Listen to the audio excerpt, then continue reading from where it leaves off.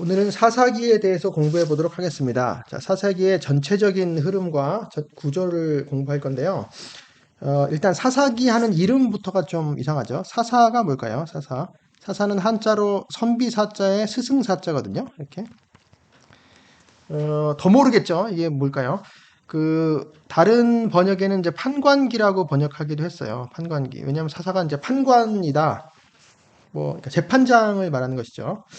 근데 사사는 재판장의 기능도 있지만, 이제 군사적인 지도자, 구원자의 기능이 있기 때문에, 구원자 기능이 훨씬 강하기 때문에, 단순히 판관이라고 보기는 좀 그렇죠. 히브리어로는 쇼페팀이거든요. 쇼페팀. 쇼페팀은, 샤파트에서 왔고요. 샤파트. 샤파트는, 말하자면 재판하다라는 뜻입니다. 재판하다, 판결하다, 뭐 이런 뜻이고요.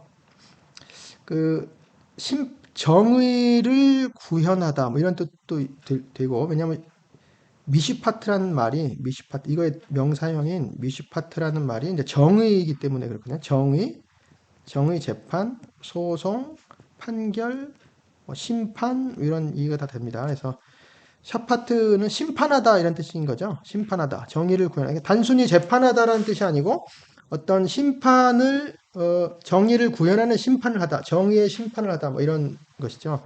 그래서 샤파트의 다른 명사형이 분사형이죠. 분사형은 이제 쇼페트인데요.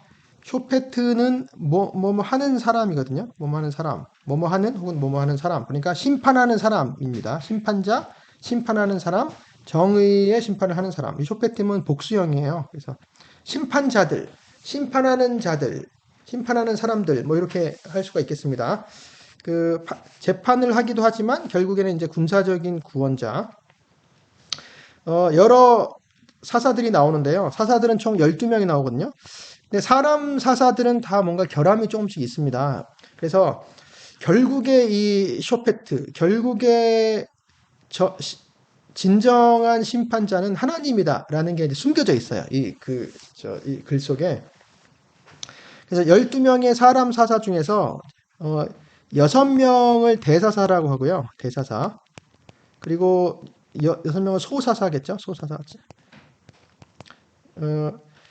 큰 사사와 작은 사사가 따로 있는 것이 아니고, 이 사사기에 이제 내용이 길게 설명된 사사는 이제 대사사 6명, 그리고 소사사는 거의 이름만 나온, 소개만 해준 이제 그런 사사들이 소사사입니다. 그래서 총 6명의 대사사로 이제 본론이 이제 구성이 되는 거죠. 6명. 셋, 넷, 다섯, 6명의 이제 대사사들이 있고, 소사사들은 언제 소개가 되냐면, 두 번째 대사사 다음에 첫 번째 소사사가 소개가 되고요. 그 다음에 네 번째 대사사 다음에 두 번째, 세 번째 소사사가, 그 다음에 다섯 번째 다음에 네 번째, 다섯 번째, 여섯 번째. 그러니까 나름 어떤 뭐 규칙에 의해서 이렇게 소개가 되는 것을 알 수 있습니다. 그래서 이것을 본론이라고 할 수 있고요. 이 사사들의 이야기. 그 다음에 이 사사들의 이야기 본론 전에 이제 서론이 있어요. 서론. 서론은 주로 이제 1장과 2장인데, 1장에서는 주로 사람들의 이야기가 있고요. 2장에서는 하나님의 이야기가 있습니다. 예, 서론을 이런 식으로 구분할 수 있어요. 그래서 사람의 이야기라는 것은 이스라엘 백성이 가나안 땅에 들어가서 어떻게 행동을 했는지, 이제 그거에 대해서 이제 전체 사사기의 이제 서론격으로 말하자면 사회적인 상황이죠. 사회적 상황. 사람들의 상황을 이제 1장에서 얘기를 해주고, 2장에서는 하나님께서 이 사회적인 상황을 보고 어떻게 심판하고 판결하셨나 하는 것과, 그 다음에 어떻게 구원하실 건지, 구원의 작정, 구원의 방법을 어떻게 작정하신 건지. 그래서 따지고 보면 첫 번째는 사회적 상황이고, 두 번째는 좀 신학적인 상황이라고 볼 수 있습니다. 그래서 어떤 사람들은 이것을 1장을 역사적 서론이라고 하고요. 그 다음에 2장이랑 3장 초반을 이제 신학적 서론이라고 합니다. 더 어렵죠? 어떻게 보면 이런 말이. 그래서 첫 번째는 그냥 사람 이야기고, 두 번째는 하나님의 어떤 말씀하신 것이다. 이제 이렇게 보면 될 것 같고요. 그 다음에 사사들의 이야기가 쭉 나오고, 그 다음에 맨 뒤에는 사건이 나옵니다. 사건. 사건 두 개가 나옵니다. 그래서 굉장히 그 짜임새 있게 이게 구조가 돼 있고 뭐 사람들 이야기도 나오고 사건 이야기도 나오고. 근데 이제 전체적으로 분위기를 보면 뒤쪽으로 갈수록 뭔가 좀 안 좋습니다. 점점 어두워져요. 어두워짐. 사건 자체도 굉장히 어둡고 사사들도 처음에 나온 사사들보다 뒤에 나온 사사들이 더 뭔가 안 좋아요. 사사들까지 타락하는 것을 알 수 있습니다. 그러니까 사람들의 타락, 사사들의 타락, 그리고 어떤 굉장히 그 타락한 사회상을 보여주는 사건들을 보여줌으로 말미암아, 그러니까 사사기 전체가 사람들이 점점 타락하고 있다. 뭐 이제 어둡다, 어두운 모습 이런 걸 보여주고 있고요. 근데 그 중에서도 이 어두운 가운데서도 하나님의 사랑은 끝이지 않고 구원자를 계속 보내주시고 하나님이 가슴 아파하시고 탄식하시고 이제 구원의 계획을 계속 보여주신다. 이제 그런 이제 빛이 보이고요. 빛이 약간 보이는 그런 것들이 있고,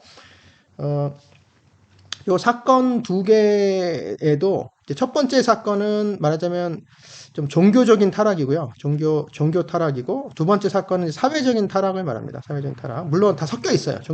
타락이 섞여 있는데, 그래서 맨 처음에 역사적 서론, 사회적인 상황을 설명하고 맨 마지막에 사회적인 타락으로 마치고, 그 서론의 두 번째는 이제 하나님에 관한 신학적인 종교적인 이야기로 시작하고 그 다음에 사건도 종교적인 일이. 그래서 이게 이렇게 앞뒤로 대응되는 이제 이런 모습을 보여주기도 합니다.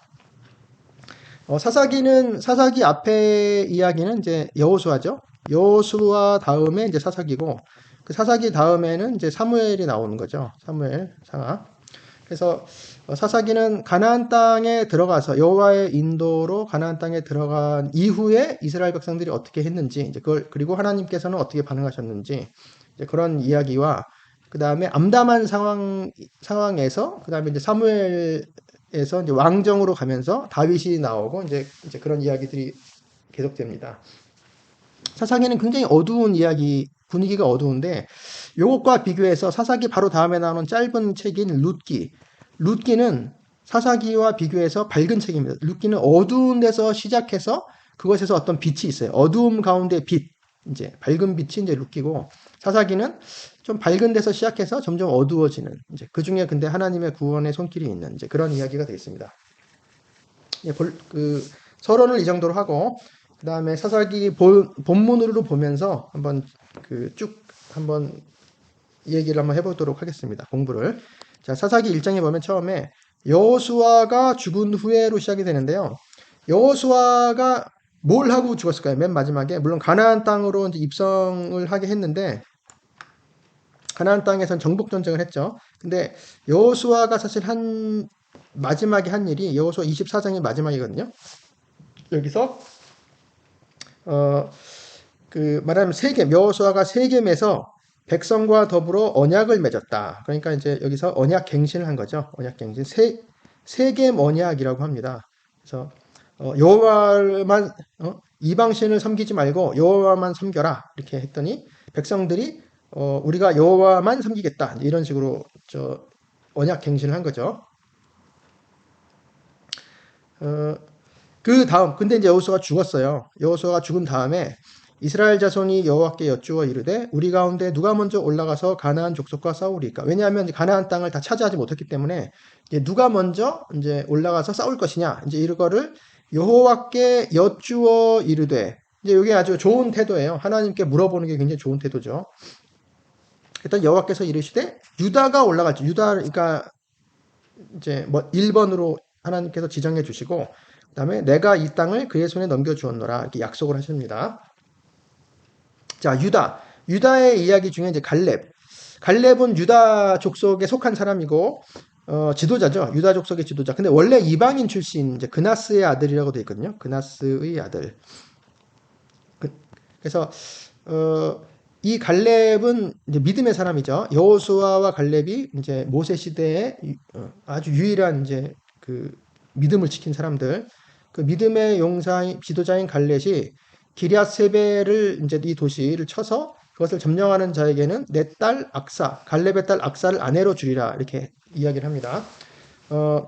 어떤 사람들은 말하기를 자기 딸을 무슨 뭐 전리품 같이 이렇게 취급했다. 그래서 뭐 별로 안 좋다. 뭐 이제 이렇게 생각하기도 하는데 사실은 갈렙이 자기 딸을 믿음의 용사, 믿음의 용사와 결혼시키려고 했던 거죠. 가장 믿음이 좋은 믿음의 용사, 능력의 사람, 능력의 사람과 결혼시키려고 한 거죠.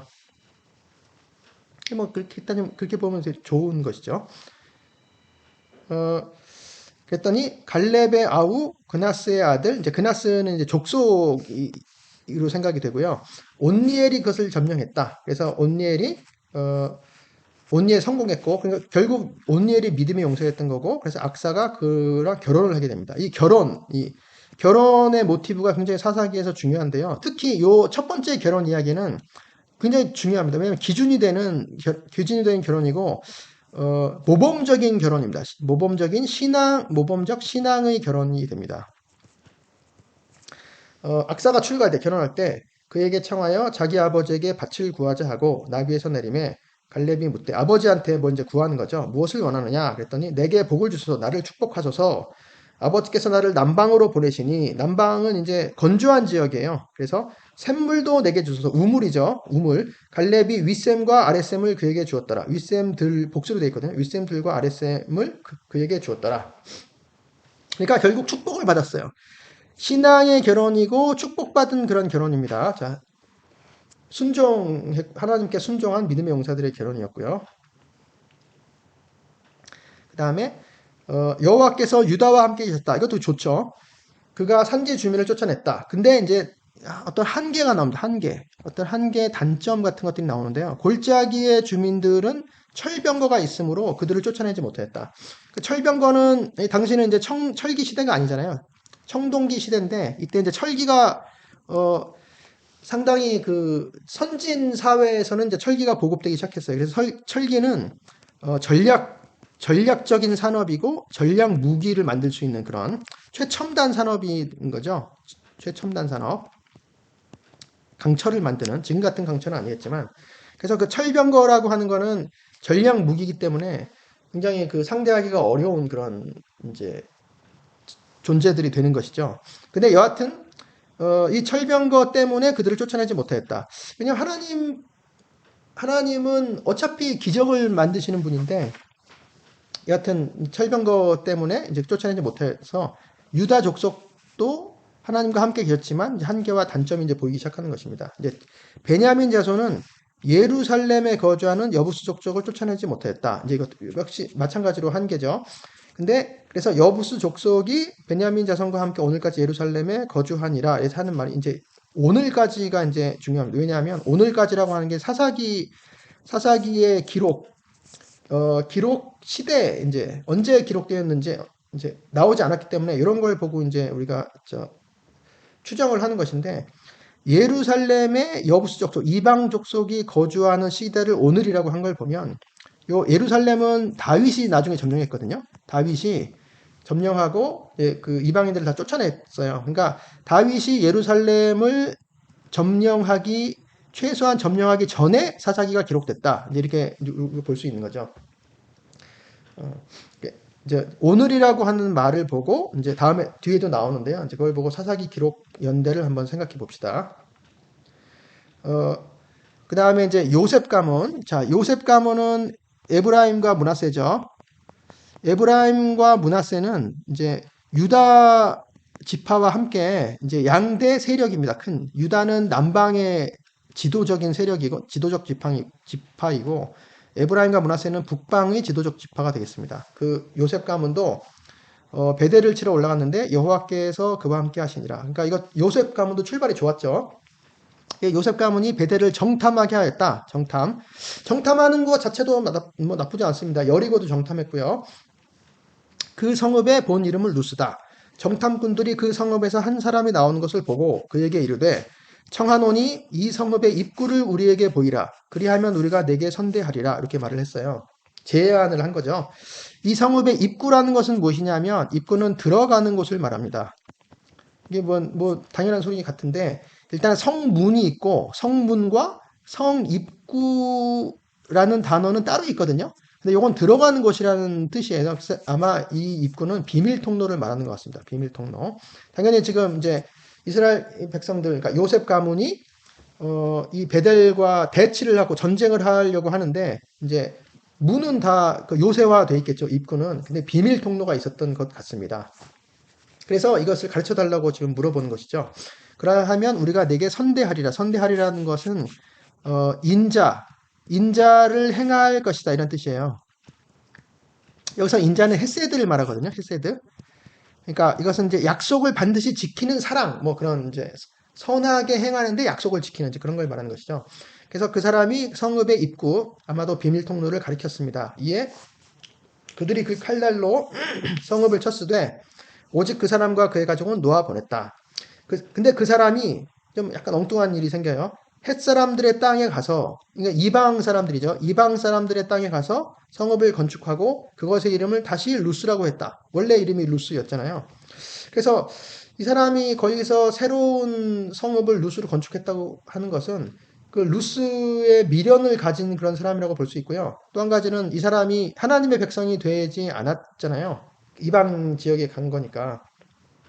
그래서 이런 거를 보면 뭔가 좀 문제가 있다는 것을 알 수 있습니다. 이게 꼭 뭐 좋다 나쁘다를 떠나서 문제가 있어요. 그 비교를 해보면 자 여호수아 2장은 이제 여리고를 점령하는 일인데 그 사건인데요. 여리고성 점령하기 전에 이제 정탐꾼을 보냈잖아요. 정탐꾼 간첩이죠. 정탐꾼 둘을 보냈는데 그때 이제 기생 라합이 그들을 이제 살려주죠. 이렇게 숨겨주고 그때 이제 청하노니 내가 너희를 선대하였은즉 너희도 내 아버지의 집을 선대하도록 여호와의 이름으로 내게 맹세하고 내게 증표를 내라. 이게 한 말이 그 말이 거의 비슷하거든요.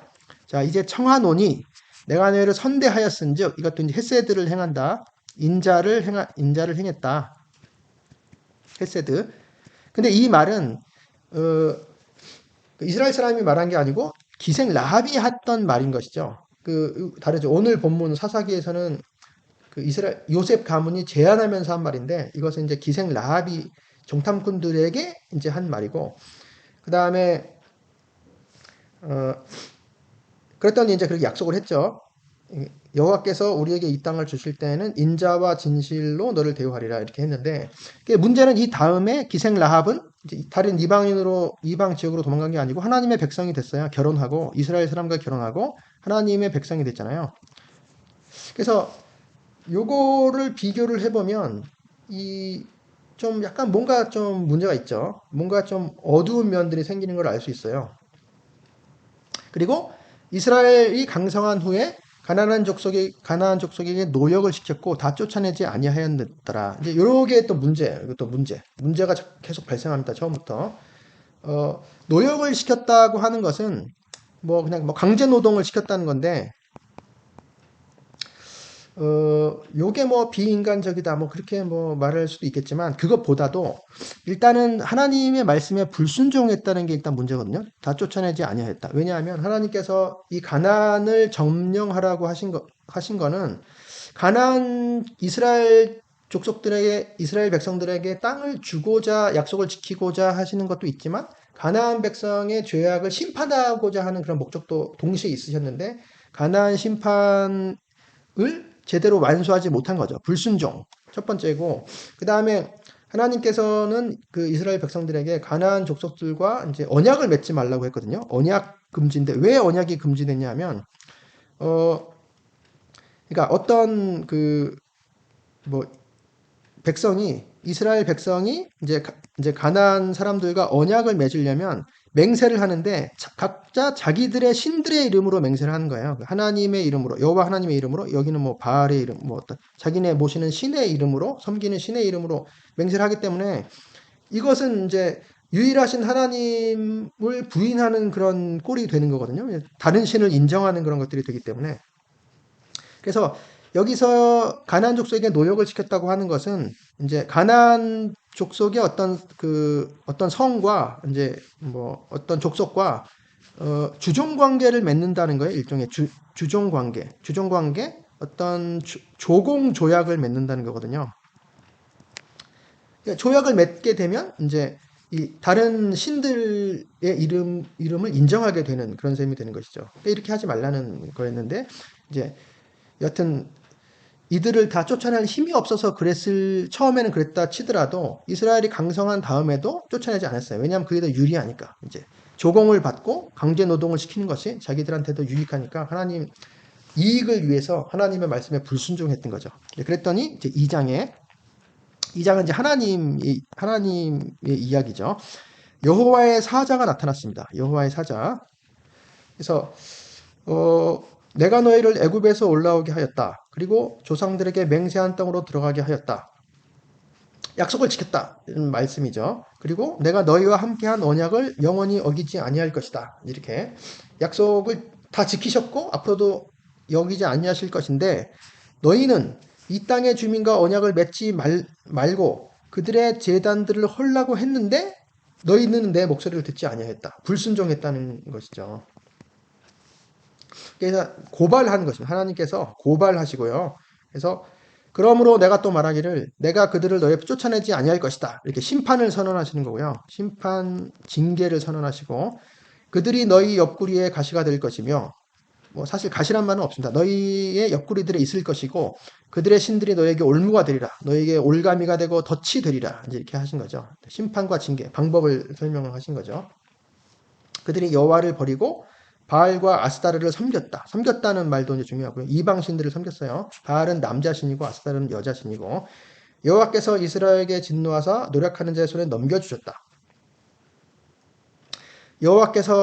그래서 여호와께서 사사들을 세우신 것입니다. 이게 이제 심판과 징계 가운데서도 이제 구원의 방법을 이제 말씀하신 거죠. 구원의 방법. 사사들을 세우사 노력자의 손에서 그들을 구원하게 하셨으나, 그러니까 사사들은 단순히 재판하는 사람들이 아니고 구원자들인 거죠. 그들이 그 사사들에게도 순종하지 아니하고 오히려 다른 신들을 따라가 음행하며 그들에게 절하고 이렇게 이제 이스라엘은 계속 이제 타락을 하는 거죠. 이스라엘의 타락은 계속되고 여호와께서 그들을 위하여 사사들을 세우셨을 때에는 그 사사와 함께 하셨다. 그러니까 하나님의 방법이 사사들을 세우시고 그 사사와 함께 하셔서 그들을 구원하는 것이죠. 그래서 그 사사가 사는 날 동안에는 여호와께서 그들을 대적의 손에서 구원하셨다. 사사들을 통해서. 왜? 이는 그들이 대적에게 압박과 괴롭게 함을 받아 슬피 부르짖음으로 여호와께서 뜻을 돌이키셨음. 이거를 그러니까 결국에 불쌍해서 그러셨다는 거예요. 불쌍하고 긍휼하셔서 언약을 파기했는데도 불구하고 그들을 이제 구원하셨다고 하는 거죠. 그래서 뜻을 돌이키셨다라고 하는 말은 나함이란 말인데 이것은 사실 탄식하다 이런 뜻이에요. 탄식하다, 뭐 안타까워하다, 탄식하다, 뭐 이런 슬퍼하다, 한탄하다, 뭐 이런 식으로 번역이 됩니다. 결국 이제 뜻을 돌이켰다라고 하는 말, 뭐 이것도 이런 뜻이긴 한데 사실 전능하신 하나님이 뜻을 돌이키셨다 하면 좀 이상하잖아요. 탄식하셨다는 뜻입니다. 불쌍해서 이제 그들의 괴로움을 보고. 근데 그 사사 구원자가 죽은 후에는 그들이 또 돌이켜서 그들의 조상들보다 더욱 다른 신들을 따라 섬기며 그들에게 절하고 그들의 행위와 패역한 길을 그치지 아니하였다. 이렇게 되는 것이죠. 자, 이제 3장으로 넘어갑니다. 3장.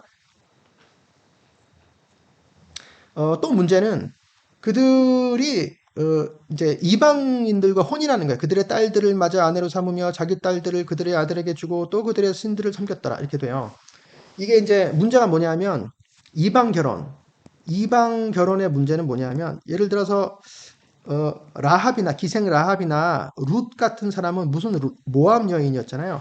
이런 사람들은 이스라엘 사람들과 결혼해서 이스라엘 사람들이 됩니다. 그러니까 이스라엘의 하나님을 섬기게 되는 것이죠. 이런 거는 아무 문제가 없어요. 이방인이지만. 그런데 문제는 우리가 결혼하는데 아들 쪽과 이제 그러니까 신랑 쪽이죠. 신랑 쪽과 신부 쪽이 이제 결혼하면 둘이 사돈을 맺는 거거든요.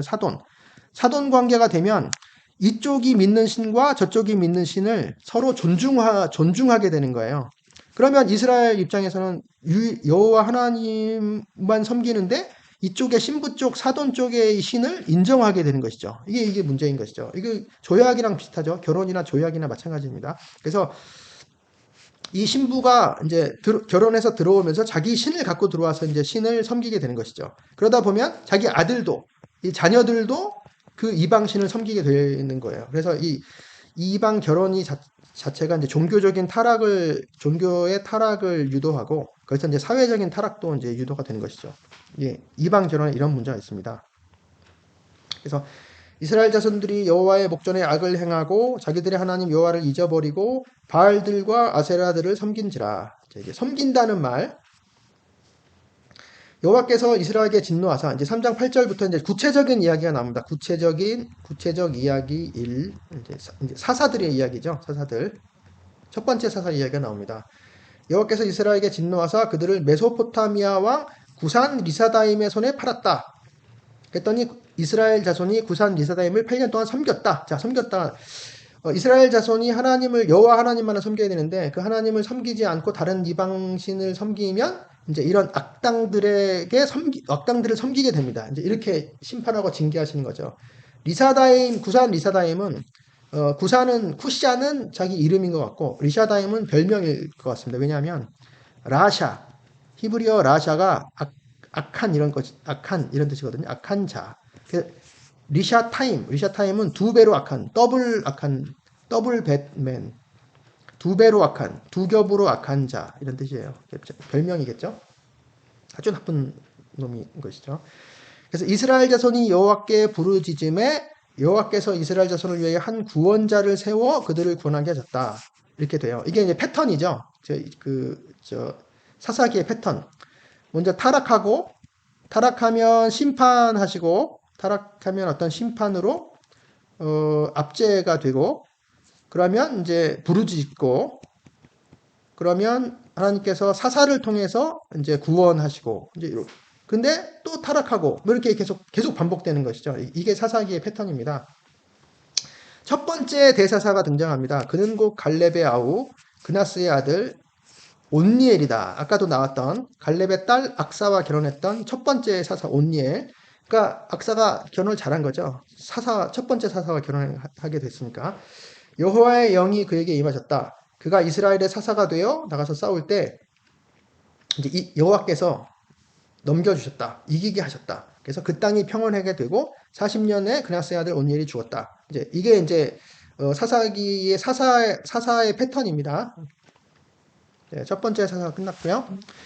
또 이스라엘 자손이 여호와의 목전에 눈앞에 악을 행함으로 여호와께서 이번엔 모압 왕 에글론을 강성하게 하셨다. 이렇게. 그래서 에글론이 이제 이스라엘 쳐들어왔죠. 종려나무 성읍을 점령했다. 종려나무 성읍은 여리고를 말합니다. 이에 이스라엘 자손이 모압 왕 에글론을 18회 동안 섬겼다. 이제 이것도 일종의 심판이죠. 그래서 이스라엘 자손이 여호와께 부르짖음에 또 똑같아요. 여호와께서 그들을 위하여 한 구원자를 세우셨는데 그는 곧 베냐민 사람, 이번에는 왼손잡이 에훗이다. 그래서 이 사람은 말하자면 암살자였죠. 암살자. 길이가 한 규빗 되는 50cm가 되는 좌우의 날선 칼, 그의 오른쪽 허벅지 옷 속에 찼다. 이제 칼을 숨겨서 들어왔습니다. 이 사람은 왼손잡이였는데 그냥 단순히 왼손을 잘 써서 왼손잡이라는 생각을 할 수도 있고, 또 오른손을 못 썼던 사람이라고 생각할 수도 있어요. 그래서 그 암살이 더 쉬웠다. 칼을 쓸 줄 몰랐다. 다른 사람들이 그 예상을 못했다. 왜냐하면 에훗이라는 말 자체가 아하드가 이제 하나라는 뜻이거든요. 하나. 그래서 혹시 외파리가 아니었을까? 그래서 만약 그렇다면 이제 장애인이 첫 번째 온니엘은 그나스 출신, 이방인 출신이었고, 두 번째 사사 에훗은 장애인 출신이었다. 뭐 이렇게 생각할 수도 있는 것이죠. 아닐 수도 있지만. 자, 이제 대사사 1번, 2번 대사사가 끝났고, 에훗 다음에 삼갈, 이제 소사사 삼갈 첫 번째 사사가 나왔어요. 그는 소모눈 막대기로 블레셋 사람을 죽였어요. 그 사상 구원자죠. 소모눈 막대기로 어떻게 사람을 죽였을까요? 그냥 이게 무공의 달인이라고 할 수 있죠. 막대기로. 그 다음에 에훗이 죽은 다음에 또 여호와의 목전에 악을 행하며 이번에는 하솔 왕, 가나안 왕, 야빈의 손에 그들을 팔았다. 야빈 왕은 철병거가 무려 900대나 있었다. 아까 말한 전략 무기 철병거. 학대했더니 이스라엘 자손이 여호와께 부르짖었다. 그때 이제 라피도세 아내 여선지자 드보라 이스라엘의 사사가 되었다. 이번에는 여자죠. 어, 드보라의 종려나무, 자기 이름을 딴 종려나무 아래에서 이제 거주하였고 이스라엘 자손은 그에게 나가 재판을 받았다. 자, 이 재판이란 말이 미시파트입니다. 미시파트. 그래서 쇼페트가 하는 일이 이제 이런 미시파트 정의, 판결, 심판 이런 거를 하는 사람이란 걸 알 수 있죠. 재판을 받기 위해서 그에게 나갔다. 근데 이번에 이제 드보라가 이 저 하소랑 야빈을 대항해서 바락을 불렀어요. 바락. 납달리 게데스에서 바락. 바락은 이제 벼락이라는 뜻입니다. 비슷하죠. 벼락. 번개. 벼락이라는 뜻입니다. 이스라엘 하나님 여호와께서 명령하셨다. 자, 10,000명을 거느리고 다볼산으로 가라. 이제 싸우러 나가라라고 하는 것이죠. 근데 뭔가 약간 좀 뭔가 문제가 있습니다. 바락에도 만일 당신이 나와 함께 가면 내가 가는데 당신이 나와 함께 안 가면 나도 안 갈래. 뭐 이런 식으로. 그랬더니 드보라가 내가 반드시 너와 함께 가리라. 그러나 이번에 네가 가는 길에서는 영광을 얻지 못하리라. 왜냐하면 여호와께서 시스라는 그 대적 대적 적장입니다. 적장 시스라를 여인의 손에 파실 것이다. 그러니까 자기가 적장을 자기가 해치우지 못했으니까 이제 그 최고의 공을 빼앗기게 될 것이다라고 한 거죠. 그것도 여인에게 빼앗기게 될 것이다.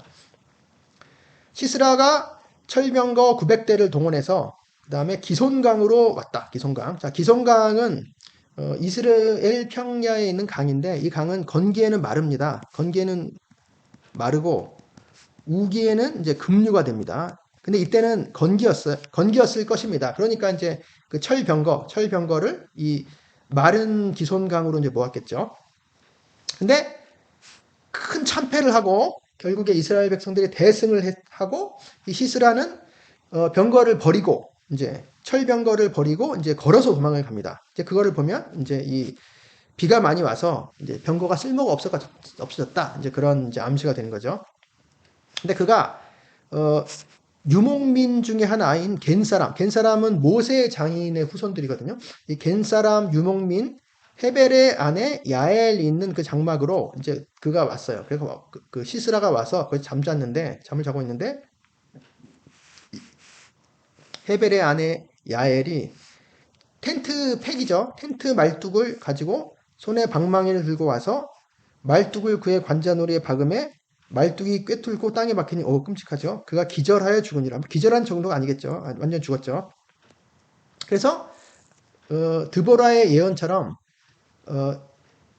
여자가 제일 큰 공을 세우게 된 거죠. 적장을 해치우는. 그래서 이날의 5장. 자, 5장은 노래입니다. 드보라와 바락의 노래. 자, 5에는 노래가 많아요. 노래. 그 출애굽기 15장에는 이제 모세의 노래, 홍해변에서 모세의 노래.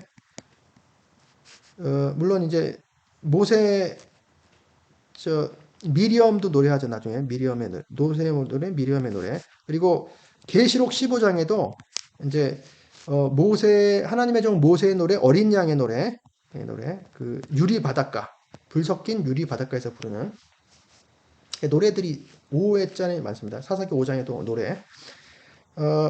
이스라엘은 마을 사람들이 그쳤었다. 왜?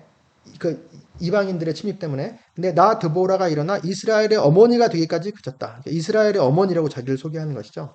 그리고 그때 여호와께서 나를 위하여 용사를 치시려고 내려오셨다. 여호와께서 내려오셔서 승리를 거두셨다. 이런 고백인 것이죠. 기손강은 그 무리를 표류시켰다. 자, 이 얘기가 이제 급류가 됐다. 이제 갑자기 비가 많이 와서 급류가 돼서 철병거가 소용없게 됐다. 하나님께서 도와주셔서 이렇게 됐다는 얘기죠.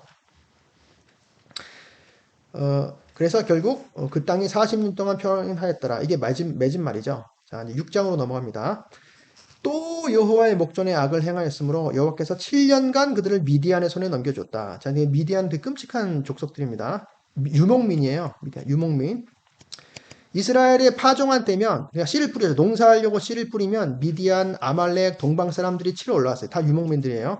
진을 치고 아예 토지 소산을 멸하여 싹쓸이를 하는 거죠. 이스라엘 가운데 먹을 것을 남겨두지 아니하며 양, 소, 가축도 하나도 나기도 가축도 남기도 다 먹어치워 메뚜기 같죠 완전히. 그들이 짐승과 장막을 가지고 올라와서 메뚜기 떼같이 많이 들어오니 그 사람과 낙타가 무수함이라. 그들이 그 땅에 들어와 멸하려 아예 그냥 멸종시킬. 싹쓸이하는 거죠. 이렇게 이스라엘이 또 여호와께 부르짖었습니다. 그랬더니 여호와께서 이스라엘 자손에게 한 선지자를 보내셨어요. 이번엔 좀 다르죠. 구원자를 바로 보내시는 게 아니고 선지자를 먼저 보내셔서 그가 이스라엘 하나님 내가 너희를 애굽에서 인도하여 내며 이제 이렇게 이스라엘 하나님의 구원을 이제 기억하게 하는 것이고 그 땅을 너희에게 주었으며 또 나는 너희의 하나님 여호와이니 너희가 거주하는 아모리 사람의 땅의 신들을 두려워하지 말라 하였다. 그러니까 다른 신 섬기지 말라고 했는데 너희가 내 목소리를 듣지 아니하였다. 이제 고발을 하고서 끝나요. 선지자가 구원해 주겠다는 얘기가 없죠. 그래서 굉장히 안타깝고 이제 이걸 듣고 사람들이 되게 슬퍼했겠죠. 슬퍼하고 애통했겠죠. 아마도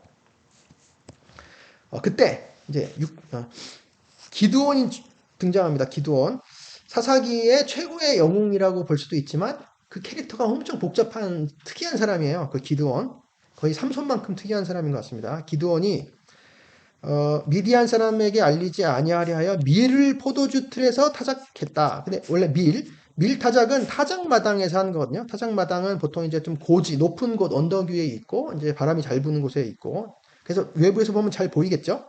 근데 미디안 사람들한테 들키면 다 뺏기겠죠? 그래서 포도주 틀은 좀 우묵한 곳에 있고요. 우묵한 곳. 그리고 좀 더, 타작마당과 비교하면 엄청 좁습니다. 좁은 곳. 우묵하고 좁은 곳에서 이제 아주 옹색하고 궁색하게 지금 밀을 타작을 하고 있는 거예요. 사실 이제 겁쟁이라고 볼 수 있죠. 겁쟁이. 뭐 실속파, 옹색하고 궁색한 모습이에요.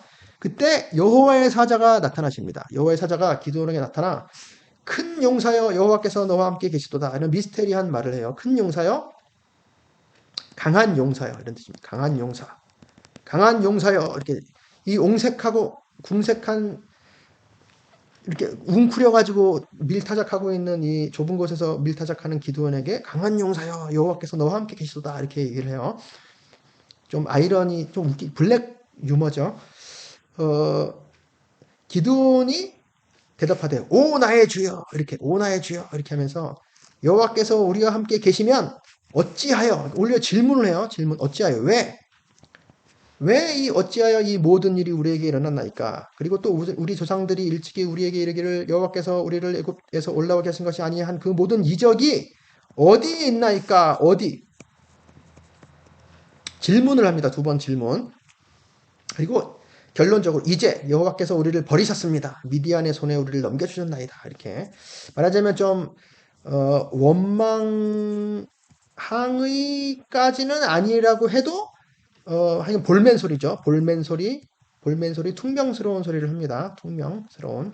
왜 그러니까 좀 그러려면 구원자를 보내주셔야 되는데 왜 안 보내주시냐, 뭐 이런 얘기죠. 그랬더니 여호와께서 그를 향하여 이르시되, 처음에는 여호와의 사자라고 이야기를 하다가 지금은 이제 여호와께서라고 하죠. 여호와의 사자는 거의 여호와와 거의 동일한 그런 존재라고 생각이 됩니다. 그래서 이 여호와의 사자를 성육신 이전의 성자 하나님이라고 생각하기도 해요. 특별하기 때문에.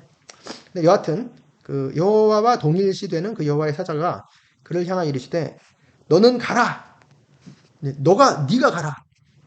이 너의 힘으로 이스라엘을 미디안의 손에서 구원하라. 이제 네가 가라.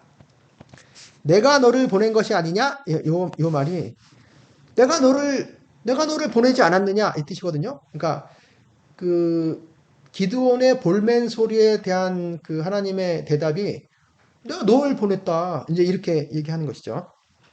그랬더니 기드온이 갑자기 달라집니다. 이번엔 또 오 주여라고 하면서 내가 무엇으로 이스라엘을 구원하리까? 갑자기 확 태도가 변하죠.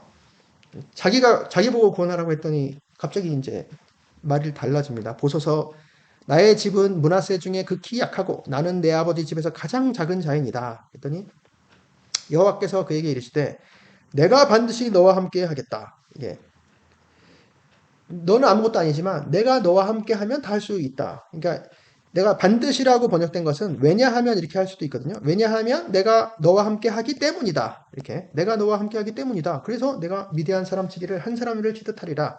이렇게 됩니다. 자, 이 이야기는 하나님께서 모세를 부른 이야기와 좀 되게 비슷하거든요. 그것도 한번 이제 비교를 한번 해보면, 자, 출애굽기 3장, 이제 신의 산, 호렙산, 하나님의 산 호렙에서 양치기 모세를 하나님께서 부르셨죠. 불타는 떨기나무에서. 그래서 모세에게 가라. 이제 네가 가라. 아까 비슷하죠. 네가 똑같죠. 네가 가라. 그랬더니 모세가 하나님께 아뢰되 내가 누구인데 갑니까? 내가 누구이게? 이게 그래서 비슷하죠. 그랬더니 하나님이 내가 반드시 너와 함께 있으리라. 똑같아요. 이 말씀이 내가 반드시 너와 함께 있으리라. 왜냐하면 내가 너와 함께 있기 때문이다. 그랬더니 모세가 여호와께 아뢰되 나는 오 주여, 오 주여도 똑같아요. 오 주여, 나는 본래 말을 잘 못해요. 나는 입이 뻣뻣하고 혀가 둔한 자니다. 그랬더니 하나님께서 이건 입을 누가 만들었냐? 이렇게 설득을 하시고 이제 가라. 이것도 똑같아요. 이제 가라. 내가 내 입과 함께 있어서 할 말을 가르치려 했더니 모세가 또 오 주여 보낼 만한 자를 보내소서 이렇게 거절했더니 하나님이 진노하시고 아론을 붙여주신다고 말씀하시고 모세는 순종해서 갔습니다. 어쩔 수 없이. 어, 그런데 기드온은 조금 달라요. 기드온은 좀 뭔가 볼멘 소리, 퉁명스러운 소리도 하기 시작했고, 그 다음에 이제 이 말씀을 하신 다음에, 기드온이 보인 태도가, 나와 말씀하신 이가 주 대신 표징을 내게 보이소서. 계속 그냥 뭘 요구를 합니다. 표징을 요구해요. 했더니 하나님께서, 이렇게 재물을 갖고 와라 해서 불을 살르는 그런 이제 기적을 보여주셔서 그 표징을 보여주셨죠. 그리고 미션을 줍니다. 첫 번째 미션 1. 첫 번째 미션은 내 아버지에게 있는 바알의 제단을 헐며 그 곁에 아세라상을 찍어라. 그러니까 기드온의 아버지가 바알의 제단을 소유하고 있는 사람이었어요. 운영하고 있는 사람이었죠. 황당하죠. 제단을 헐고 아세라상을 찍고 그 다음에 내 하나님 여호와를 위하여 제단을 쌓고 그 다음에 소를 잡아서 바치라. 근데 그 번제를 바칠 건데 그때 뭘로 태우냐면 내가 찍은 아세라 나무로 번제를 드려라. 그 아세라 상이 목상이거든요. 그래서 나무를 찍어서 그거를 해서 장작불로 해서 번제를 바치라. 이렇게. 그래서 기드온이 그것을 순종합니다.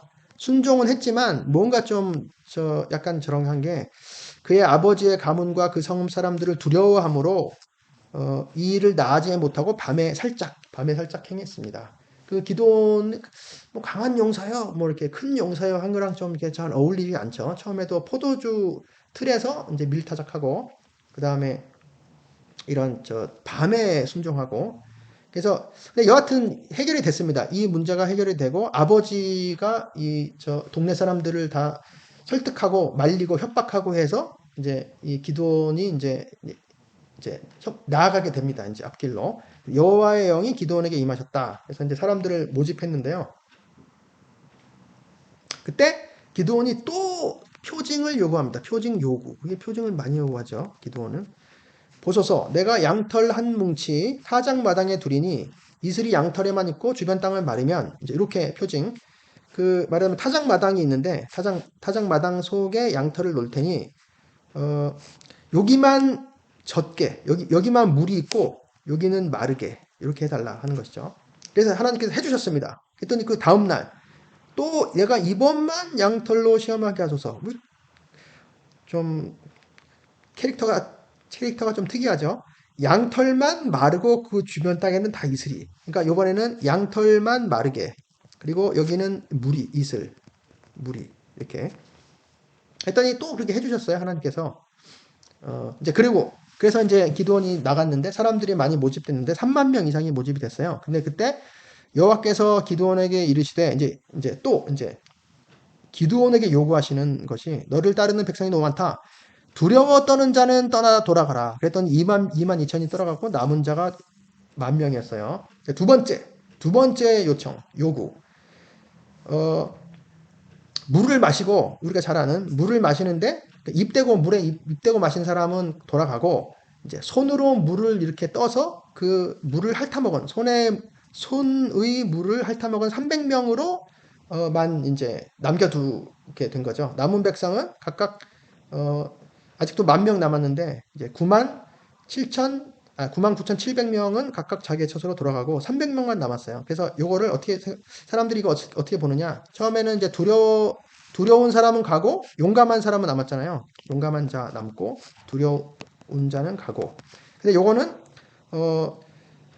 입 대고 먹은 자, 엎드려 먹은 자는 가고, 그 다음에 손으로 먹은 자, 핥아 먹은 자는 남고, 이렇게 돼 있잖아요. 그래서, 용감한 자를 남기고, 그 다음에 손으로 핥아 먹었으니까 경계심이 철저한 자를 남겼구나. 용감한 자를 남기고 그 중에서도 더 경계심이 철저한 자를 남겼구나. 이렇게 생각할 수도 있고요. 근데 제 생각은 좀 달라요. 제 생각은 사실 용감한 자들이 왔으면 용감한 자들은 좀 담대한 자잖아요. 담대한 자니까 물 먹을 때 엎드려 먹을 수도 있어요. 그래서 근데 어떤 사람은 경계를 해서 손으로 핥아 먹었잖아요. 그래서 좋은 말로 하면 경계심이지만 나쁜 말로 하면 좀 소심한 두려운 사람이죠. 두려운. 그러니까 용감한 사람 중에서 두려운 사람. 그러니까 이게 요거랑 좀 비슷하죠. 그 마른 땅 타작마당은 마르고 속에는 물만 있다. 이것과 이 반대인 경우. 그래서 이것도 용감한 사람 그렇게 따지면 이 종류가 다른 용감한 자 중에 두려운 사람, 그리고 두려운 자 중에 용감한 사람. 뭐 이렇게 똑같이 하나님께서 해주신 것이다. 이제 이렇게 보면 좀 재밌지 않을까 싶습니다. 여하튼 300명 기도원의 300용사 유명한 그래서 대승을 거뒀죠. 대승을 거뒀더니 이제 에브라임 사람들이 뒤늦게 참전해서 이제 공을 좀 세웠어요. 그래놓고서 기드온에게 이르되 내가 왜 진작 우리를 안 불렀냐? 뭐 이렇게 다퉜어요. 그랬더니 기드온이 겸손하게 이 사람들한테서 수그리고 내가 한 일이 어떻게 능히 너희에게 한 것과 비교되겠느냐? 그래서 그들의 노여움을 풀어줬어요. 근데 기드온이 아주 그렇게 훌륭한 사람만은 아니었다는 게그 기드온이 숫곳 사람들한테 좀 그 전에 도와달라고 했더니 안 도와줬거든요. 조롱하고 그랬더니 그 성읍의 장로들을 붙잡아 징벌했다. 들가시의 찔레로. 그다음에 또 그 안 도와줬던 브누엘 사람들 망대를 헐고 그 성읍 사람들을 죽였다. 그러니까 에브라임은 강해서 그들에게 대항하지 않았고 수그렸고 이 좀 약한 이제 이 숫곳이나 브누엘 이건 작은 한 도시 하나의 도시들 마을이기 때문에 좀 만만하게 보고 이렇게 하지 않았을까 싶습니다. 좀 특이한 사람이에요, 기드온은.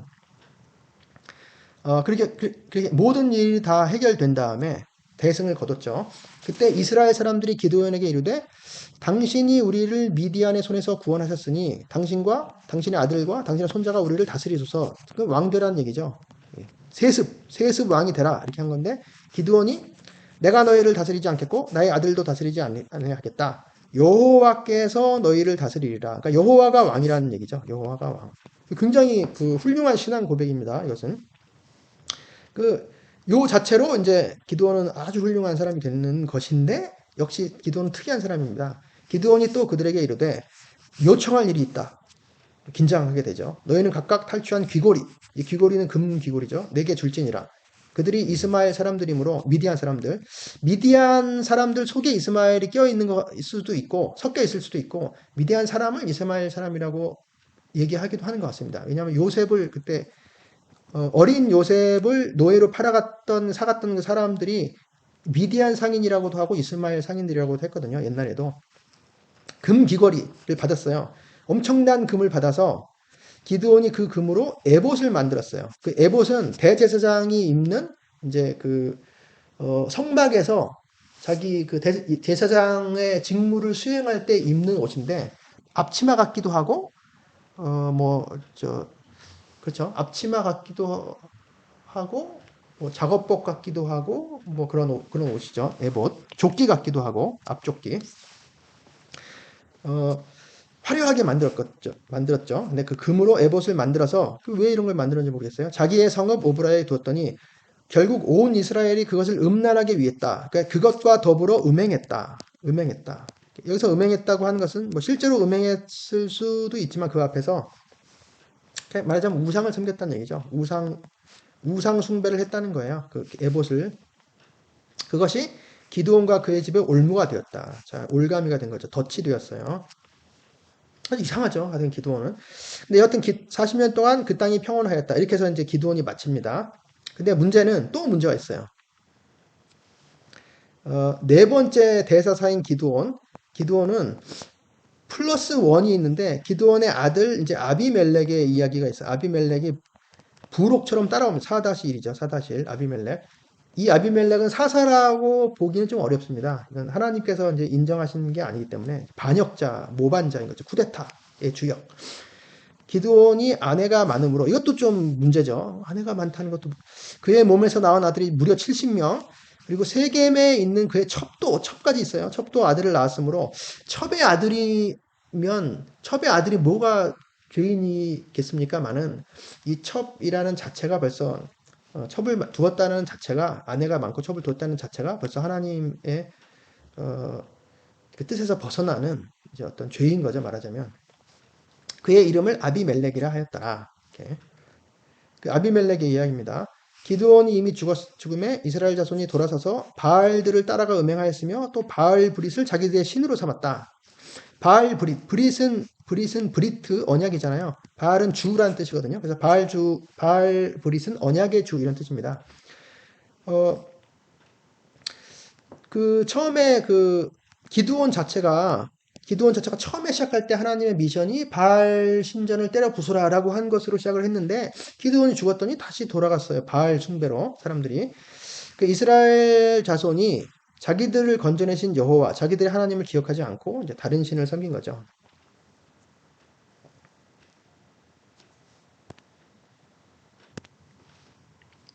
바알 브릿 신전에서 은 70개를 내었다. 그래서 요거를 종잣돈으로 해서 그 아비멜렉이 이제 군자금으로 삼은 거죠. 그래서 방탕하고 경박한 사람들을 사서 자기를 따르게 했다. 방탕하고라는 말은 텅 비고 이런 뜻이거든요. 텅 빈 사람들, 그러니까 골빈 사람들 이렇게 할 수도 있습니다. 골빈. 그러니까 라크라고 하는데 라크. 이제 뒤에도 이 단어가 나옵니다. 이제 텅 빈 사람들, 골빈 사람들. 그래서 여룻발이 기드온의 별명이거든요. 기드온. 여룻발은 바알과 다투다. 바알 신전을 때려부셨죠. 바알과 다투다란 기드온인데 그 기드온의 아들, 그 자기 형제, 자기 이복 형제 70명을 한 바위 위에서 죽였다. 살인자죠. 굉장히 심각한 형제 살인이죠. 은 70개와 이제 자기 형제 70명을 죽였다. 이런 게 좀 숫자가 좀 연관되는 것이 있고요. 근데 이제 막내 아들 요담만 살았다. 그리고 요렇게 이 아비멜렉을 후원한 사람들이 세겜 사람들이거든요. 세겜 사람들이 세겜 상수리 나무 기둥 곁에서 아비멜렉을 왕으로 삼았다. 기드온도 거절한 대사사인 기드온도 거절했던 그 왕자리를 이 살인자 쿠데타 역모를 한 이 아비멜렉이 차지합니다. 아비멜렉이 이스라엘을 3년을 다스렸는데 하나님이 아비멜렉과 세겜 사이에 악한 영을 보내셨어요. 아주 나쁘게 생각하셨던 거죠. 그랬더니 세겜 사람들이 아비멜렉을 배반했습니다. 그래서 내전이 생겼어요. 내전이 생겨서 서로 죽이고 죽고 하다가 결국 데베스라는 도시에서 아비멜렉이 그 망대 앞에 이르러 공격할 때 망대 문에 가까이 나아가서 불살이려고 했을 때 한 여인이 맷돌 윗짝을 아비멜렉의 머리 위에 내던져 그의 2개의 골을 깨뜨렸다. 그래서 죽었어요. 허무하게 죽은 거죠. 허무한 죽음.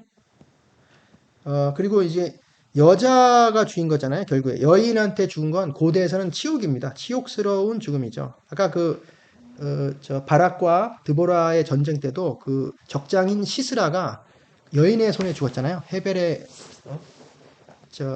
아내인 야엘의 손에 죽었잖아요. 그것처럼 치욕스러운 죽음을 당했습니다.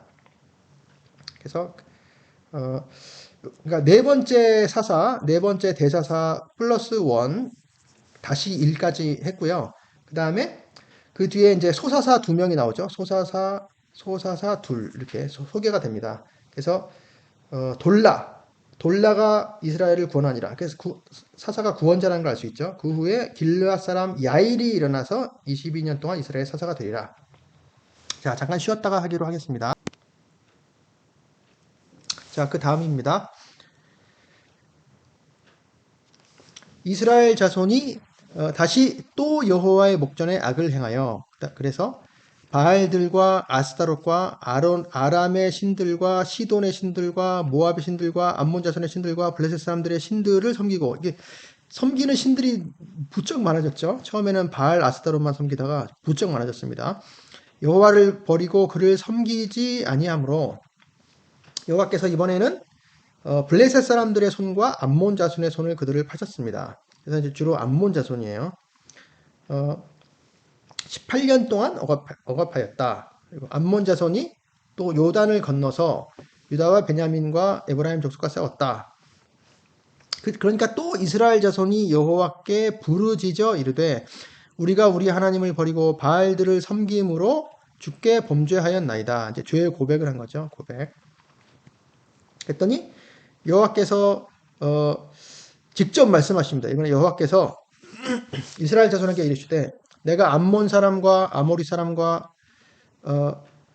애굽 사람과 아모리 사람과 암몬 자손과 블레셋 사람에게서 너희를 구원하지 않았느냐? 자, 구원자는 하나님이었던 것이죠.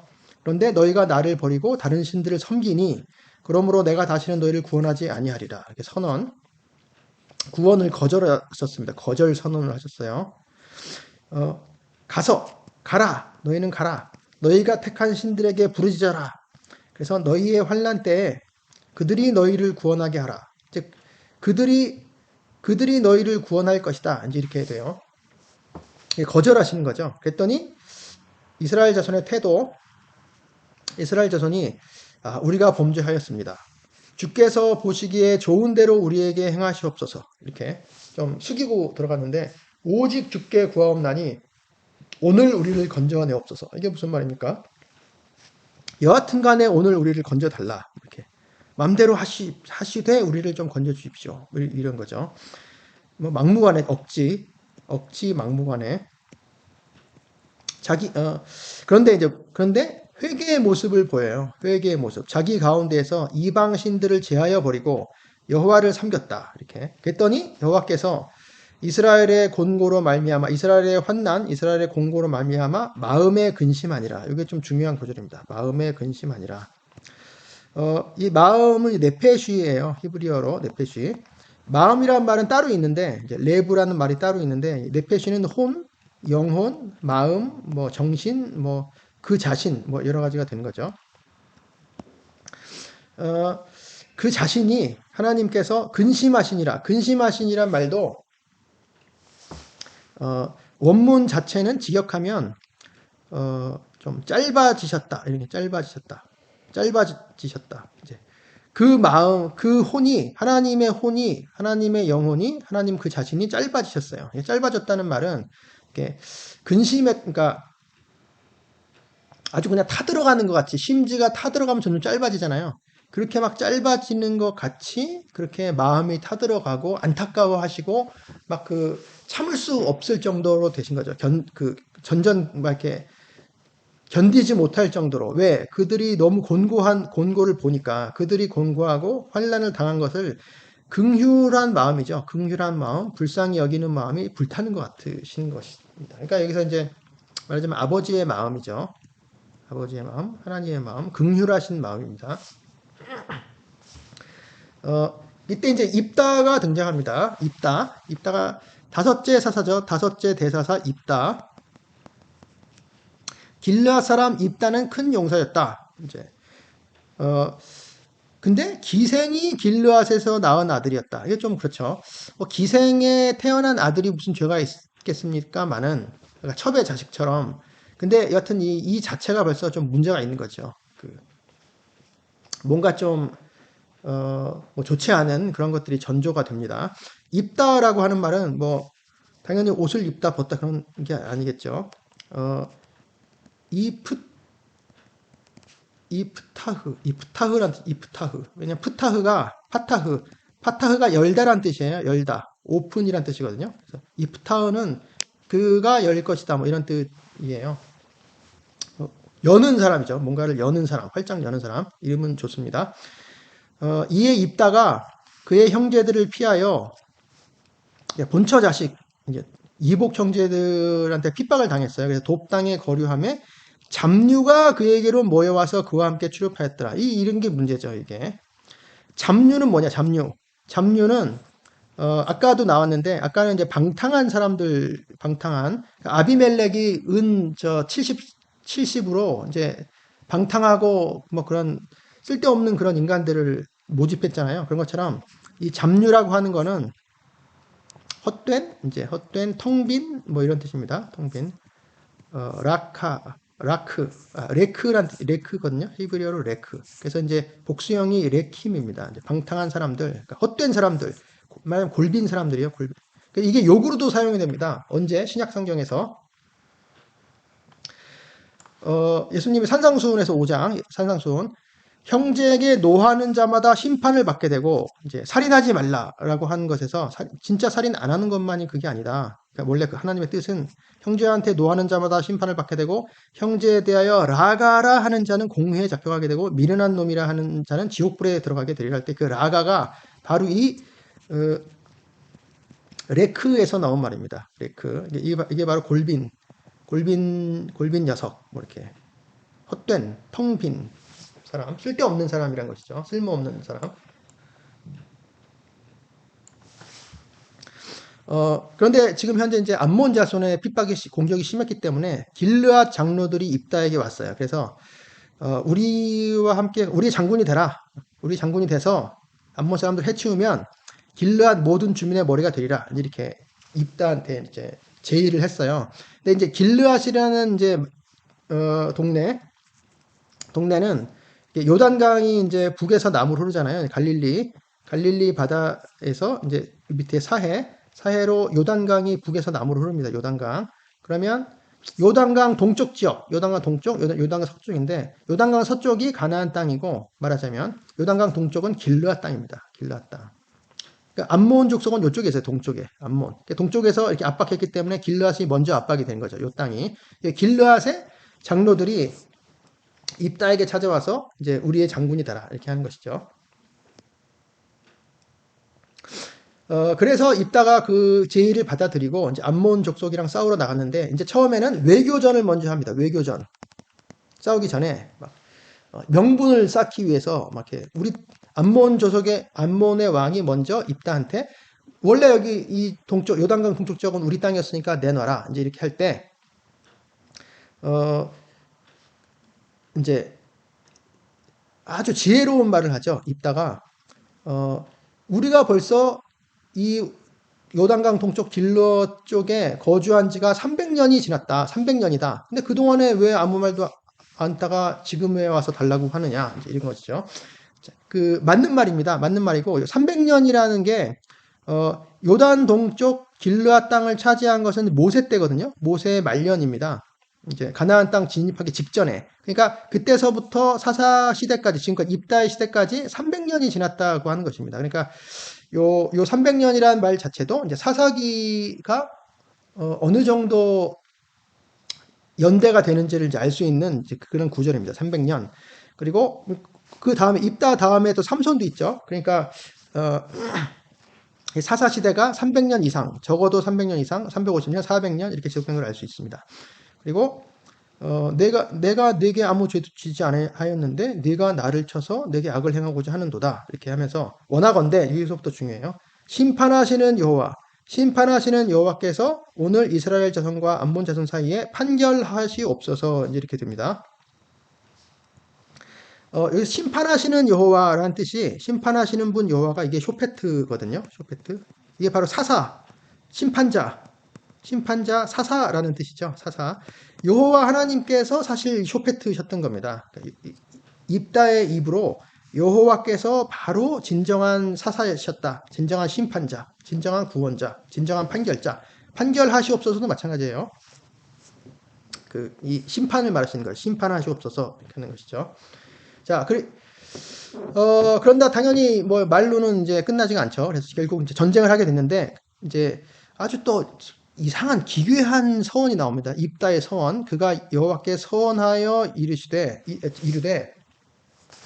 나를 이기게 해주시면 내가 이기고 돌아올 때 내 집 문에서 나를 영접하는 첫 번째 사람 그는 여호와께 돌릴 것이다. 번제물로 드리겠나이다.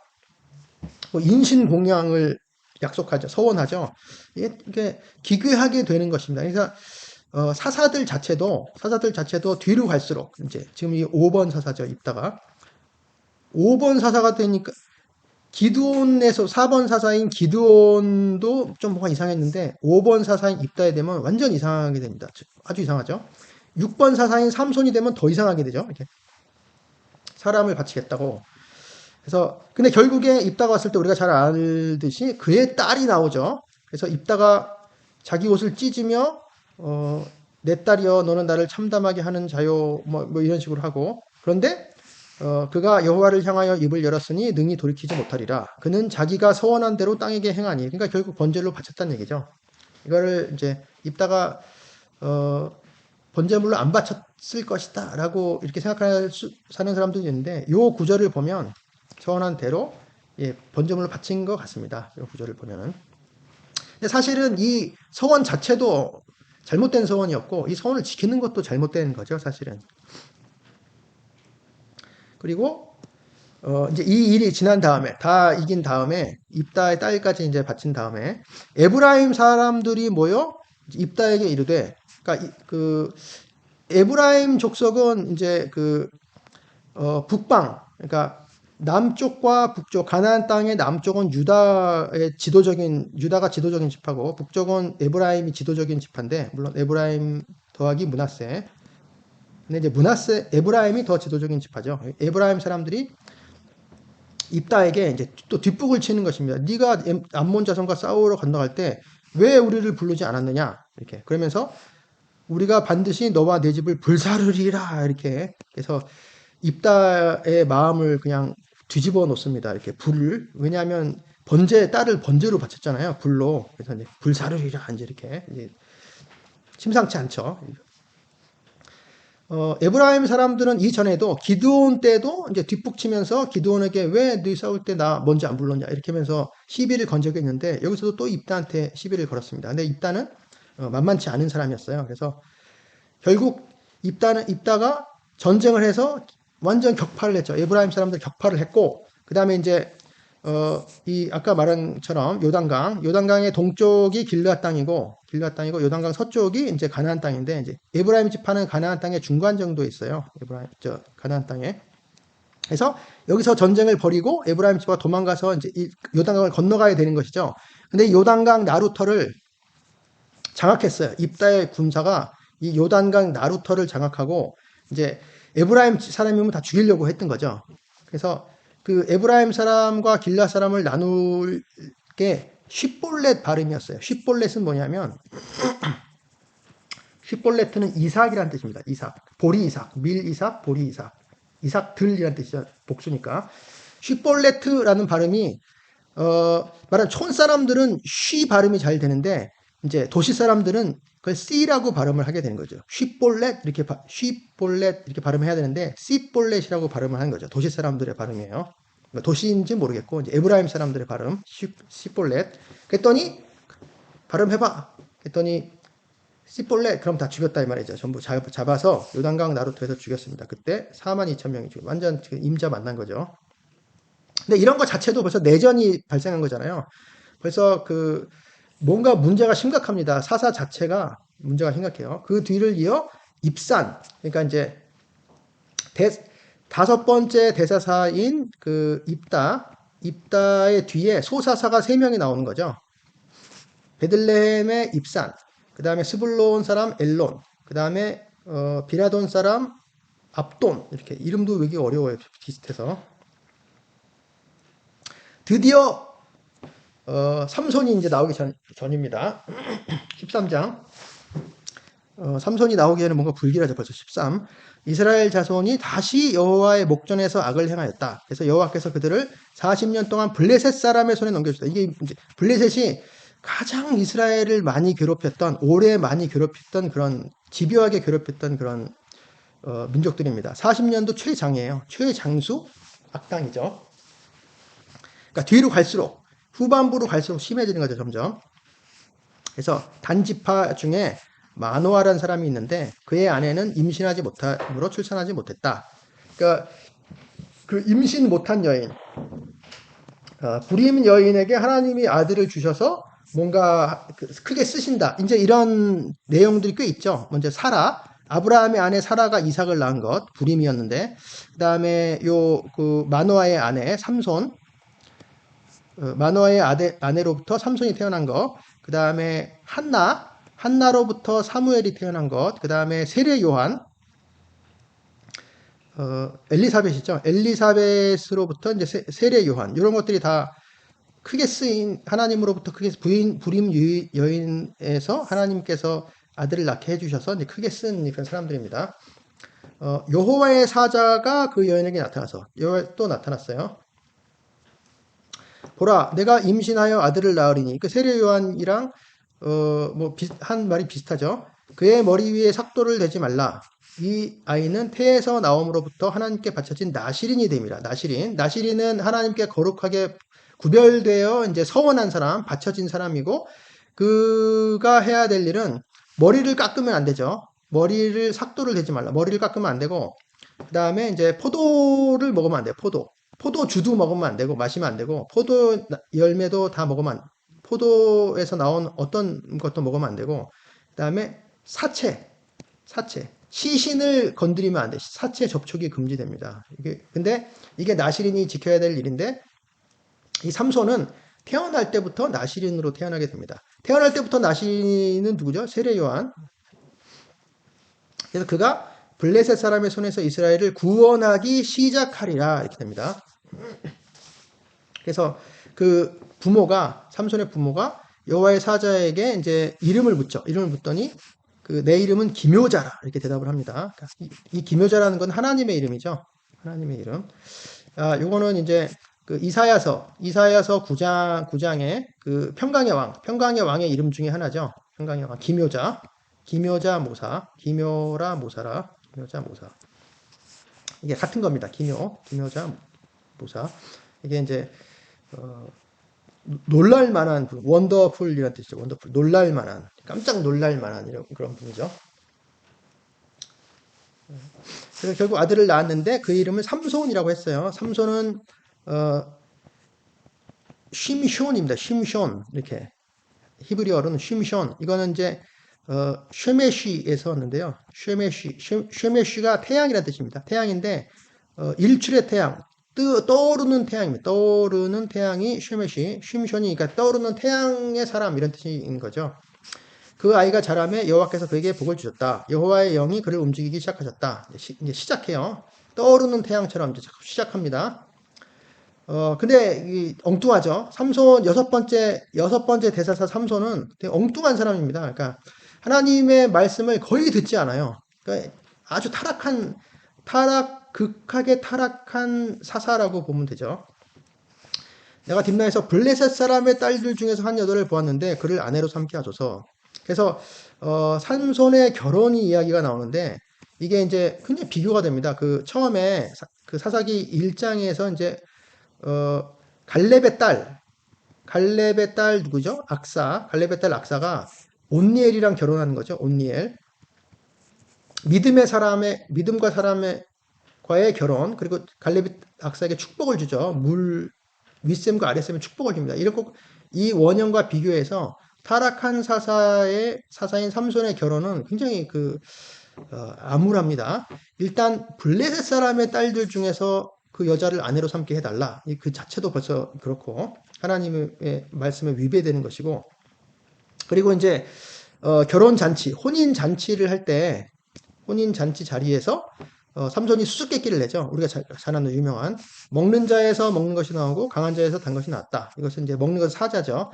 삼손 자기가 때려 잡은 사자가 죽었는데 거기서 이제 벌들이 거기다 이제 벌집을 지었죠. 그래서 꿀이 나왔죠. 그걸 얘기를 하는 거죠. 강한 자 사자에서 단 것 꿀이 나왔다.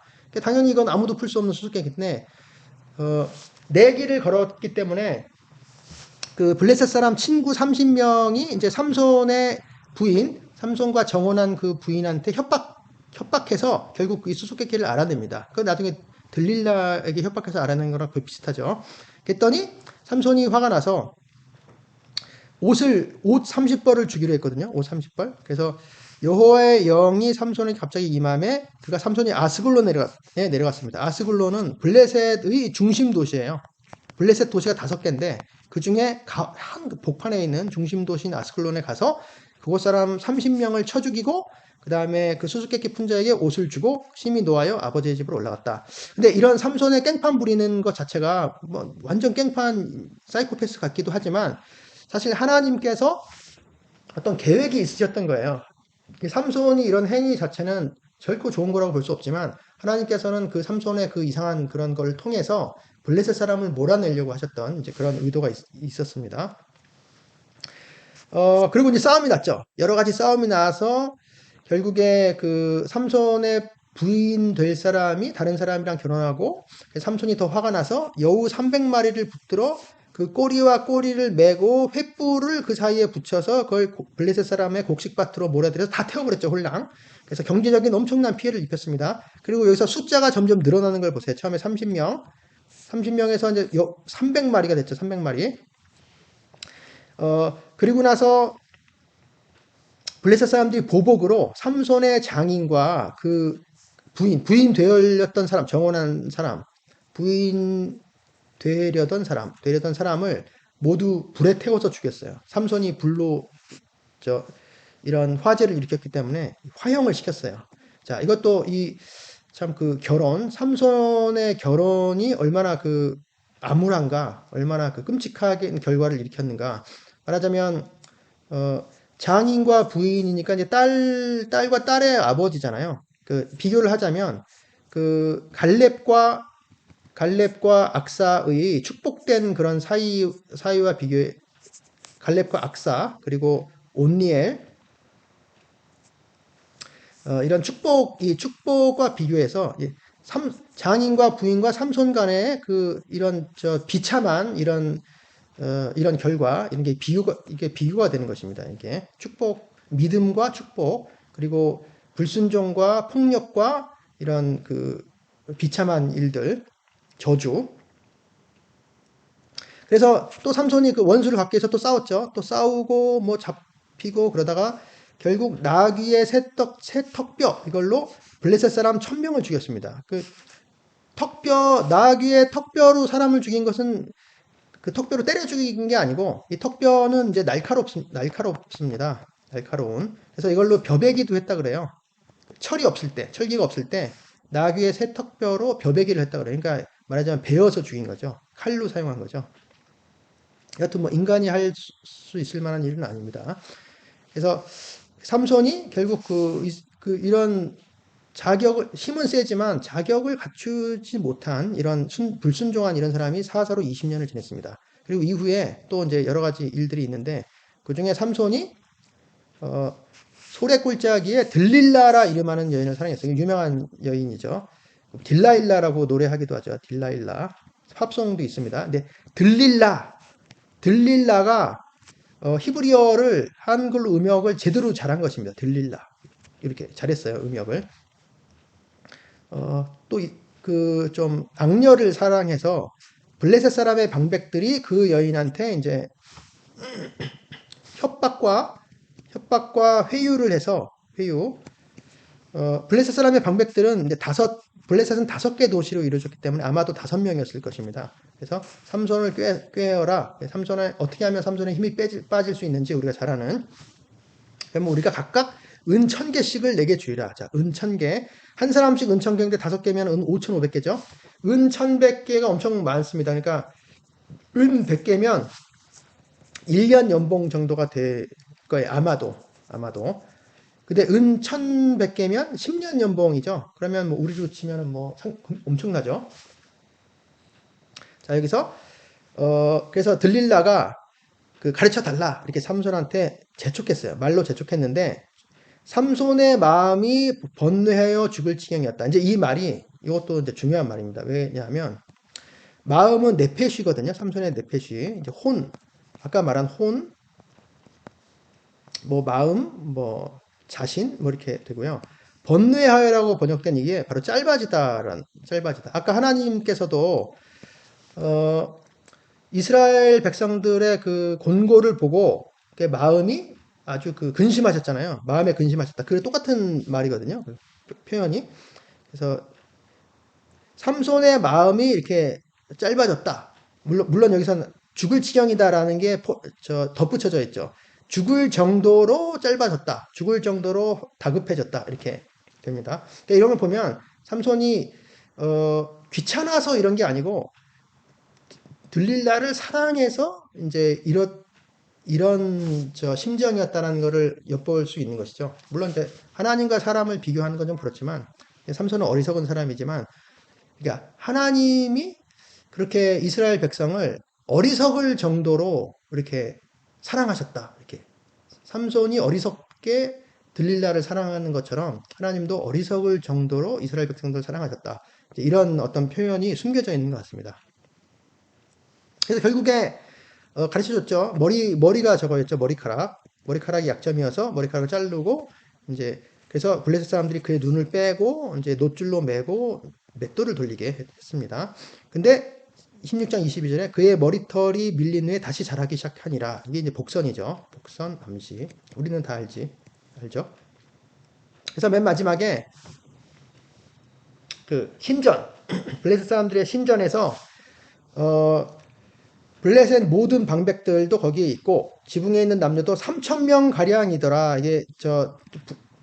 이게 좀 또 암시죠. 물론 다 끝났지만 왜냐? 처음에 30명이었다가 옷 30벌 뺏었다가 여우가 300마리였다가 그 다음에 1,000명을 죽였는데 나귀 척뼈로 좀 이상하죠. 3,000이어야 되는데 왜 1,000일까? 결국 3,000입니다. 결국 죽을 때 하나님이여 구하옵나니 이번만 나를 강하게 하사 나의 두 눈을 뺀 블레셋 사람에게 원수를 단번에 갚게 하옵소서 해서 3,000명을 한꺼번에 죽였죠. 이 삼손이 이런 행동이 글쎄요, 뭐 하나님께 대한 믿음 뭐 이런 것은 이제 우리가 봐야 되지만 하여간 삼손은 불순종한 사람이고 비윤리적인 사람입니다. 굉장히 자기 마음대로 하려는 자기중심적인 사람이었어요. 자기중심. 그래서 뭐 좋게 볼 수는 없는데 여하튼 하나님이 삼손과 함께 하신 건 사실이고 삼손을 통해서 블레셋을 몰아내는 그런 일을 하셨다. 이렇게. 그래서 마지막 사사인 여섯 번째 사사 삼손이 끝납니다. 그래서 사사기에 나오는 16장까지 다 마치고 그 사사들의 이야기가 마치고 그 다음에 17장부터 이제 21장까지 5장에 걸쳐서 두 가지 사건 비참한 사건이죠. 자, 17장. 자, 에브라임 산지에 미가라 이름하는 사람이 있다. 근데 무슨 일이 있었냐면 그의 어머니가 은 1,100을 잃어버렸어요. 상당히 거금이죠. 아까 그 들릴라에게 한 사람이 블레셋 방백 1명이 1,100을 준다 그랬잖아요. 거의 한 10년치 연봉이 되는 이 큰 돈을 잃어버려서 저주했어요. 근데 알고 보니 그 은이 내게 있나다. 내가 그것을 가졌나이다. 왜냐하면 이 미가가 자기 어머니의 은 거금을 횡령했던 거죠. 도둑질했던 거죠. 근데 나중에 어머니가 저주하시는 걸 듣고 겁이 났는지 아니면 뉘우쳤는지 그래서 어머니에게 그걸 실토했습니다. 고백. 그랬더니 그의 어머니가 저주를 했지만 이제 내 아들이고 그것을 회개했으니까 여호와께 복받기를 원하노라 이렇게 갑자기. 그리고 그의 어머니가 이르되 여기까지는 뭐 좋은데 갑자기 뚱딴지 같은 일을 합니다. 내가 내 아들을 위하여 한 신상을 새기며 한 신상을 부어 만들기 위해서 내 손에서 이 은 1,100 여호와께 거룩히 드리노라. 이것이 말이 됩니까? 이것이 엉터리죠. 여호와 하나님을 믿는다고 하면서도 마음대로 믿는 거죠. 마음대로. 엉터리입니다. 엉터리. 잘못된 신앙이죠. 하나님을 경외하는 거랑은 반대로 나가고 있습니다. 신상을 기뻐하지 않죠. 전혀. 그리고 어머니가 그 은 200을 가져다가 은장색에게 주어 한 신상을 새기고 한 신상을 부어 만들었다. 왜 갑자기 또 200이 됩니까? 1,100이었는데 900은 어디 갔죠? 하여간 200만. 그 신상이 미가의 집에 있더라. 그 사람 미가에게 신당이 있었어요. 신당은 직역하면 하나님의 집인데 하나님의 집. 뭐 어느 하나님인지 모르니까 신당입니다. 그리고 그 신당이 자기 집에 신당이 있었어요. 그것도 이상한 일이죠. 그가 에봇과 드라빔을 만들고 한 아들을 세워 이렇게 했는데 에봇은 대제사장이 입었던 그 대제사장직을 수행할 때 입었던 뭐 앞치마 같은 것이죠.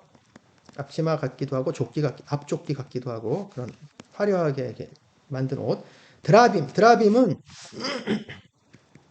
가정 신상입니다. 가정 신상. 가정에 집에서 모시는 신상인데 이게 이제 트라핌이거든요. 트라핌인데 이게 복수죠. 트라핌이니까. 근데 이게 라파라는 말이 치유하다, 고치다. 그래서 트라핌은 이제 치유하는 것. 그래서 아마 우리로 치면 뭐 부적 같은 거가 뭐 이렇게 치유하는 그런 효과가 있었을까요? 옛날에 저 무당들이 그런 것처럼 치유하는 그런 효과가 있는 가정 신상이었던 것 같습니다. 가정 우상. 좀 작았겠죠, 가정 드라빔은. 그 라헬,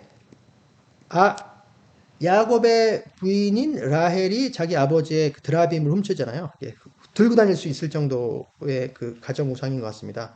그리고 한 아들을 세워 그의 제사장으로 삼았다. 이것을 보면 미가가 자기 어머니가 있는데 어머니의 돈을 훔쳤고 뭐 이렇게 했죠. 근데 미가의 아들이 또 있었어요. 아들이 제사장을 삼은 걸 보면 아들이 제사장을 삼으려면 적어도 10대 이상이었을 거잖아요. 20살 뭐 이렇게. 그러니까 미가가 어린애가 아니었다는 걸 알 수 있죠. 장년이었다는 걸 알 수 있죠. 아들이 이렇게 성장한 아들을 가진 사람이다. 그때는 요 구절이 중요한 구절입니다. 요 구절이 두 번 나오는데 아주 중요한 거의 사사기의 주제 같은 구절입니다. 그때에는 이스라엘의 왕이 없었으므로 사람마다 자기 소견에 옳은 대로 행하였더라. 그러니까 그때는 이스라엘의 왕이 없었다. 그러니까 왕이 없어서 사람마다 자기 소견, 자기 두 눈 안에 옳은 것을 행하였다. 옳은 것. 내가 볼 때, 그러니까 판단 기준이 자기한테 있었던 거죠. 판단 기준. 그게 어떻게 보면 현대랑 좀 비슷하죠. 포스트 모더니즘도 비슷한 거잖아요. 포스트 모던 시대도 판단 기준이 다 제각각인 거잖아요. 절대적인 진리가 없고 그런 비슷하죠. 이때 사사기 시기가 이런 타락한 시기고 이렇게 혼란스러웠던 시기였던 것이죠. 근데 왜 왕이라고 했을까요? 왕이 사실은 이제 하나님의 대리자로서 이제 모든 것을 이제 하나님의 목자로서 대리 목자로서 하나님의 백성을 이제 잘 이끌어야 할 책임이 있는 것이죠. 하나님의 율법대로 이제 그런 존재가 없었다. 물론 왕도 이제 나쁜 왕은 그렇게 하지 않겠지만 이제 하나님을 잘 대리하는 왕, 성실한 왕, 그러니까 충성스러운 왕인 것이죠. 다윗과 같은 사람이라고 볼 수 있겠습니다. 물론 다윗도 흠이 있었죠. 죄를 지었지만 그래서 진정한 왕은 이제 메시아가 되겠고요. 진정한 메시아는 예수님이죠. 그 진정한 메시아가 없었기 때문에 그리고 하나님이 바로 왕이죠. 하나님이 진정한 이스라엘의 왕이었던 거죠. 그래서 사실 하나님이 진정한 사사이고 진정한 왕이었던 거죠. 그래서 그리고 그때는 이스라엘의 왕이 없었다 이렇게 말하는 걸 보면 사사기 기록할 때는 왕이 있었다라는 것을 이제 그 암시하는 것이죠. 그때는 왕이 없었다. 지금은 왕이 있다. 이렇게. 그리고 아까 예루살렘에 이방인들이 있었다. 여부수인들이 있었다라고 하는 걸 보면 이제 다윗 왕 때가 아닐까 이런 생각이 듭니다. 자, 이제 이런 시대에 한 사람이 더 등장하죠. 유다 가족에 속한 유다 베들레헴. 베들레헴이 문제예요. 베들레헴이 항상 문제입니다. 여기서 메시아도 나오지만 좀 엉뚱한 사람이 나옵니다. 베들레헴에 한 청년이 있었다. 그는 레윈이었다. 근데 레윈은 다 흩어져서 살았기 때문에 베들레헴에도 레윈이 있었던 거죠.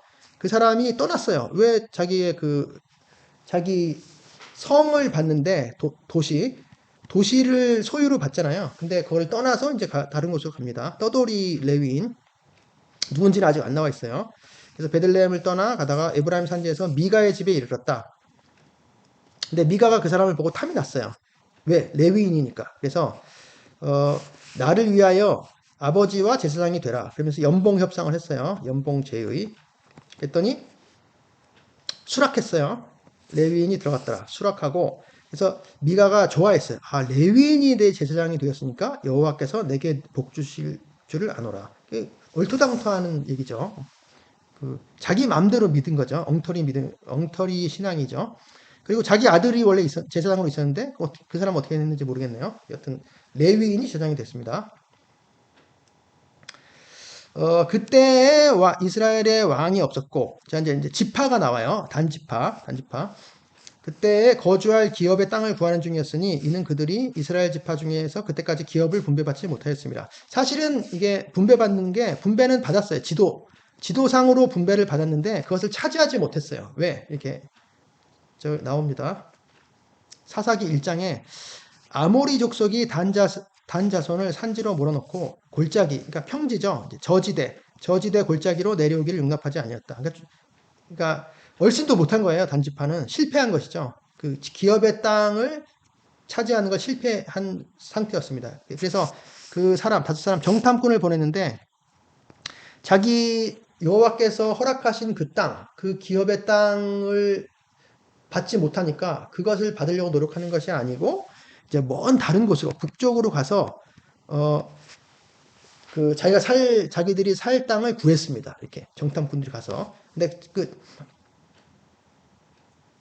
정탐꾼들이 미가의 집에 들어가서 그 새긴 신상, 에봇, 드라빔, 부어 만든 신상을 가지고 나오면 완전 다 털어서 나온 거죠. 그랬더니 그 제사장, 그 레위인 제사장이 그들에게 묻되 너희가 지금 무엇을 하느냐? 그랬더니 그들이 그에게 이르되 잠잠하라, 조용하라, 쉿 이거죠.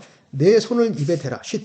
우리와 함께 가서 우리의 아버지와 제사장이 되라. 네가 한 사람의 집 제사장 되는 것보다는 이스라엘 한 지파의 제사장이 되는 것이 어느 것이 낫겠느냐. 그랬더니 그 제사장이 마음에 기뻐하여 이 사람도 웃긴 사람이죠. 혹해서 에봇과 드라빔과 새긴 우상을 받아가지고 그 백성 가운데로 들어가니라.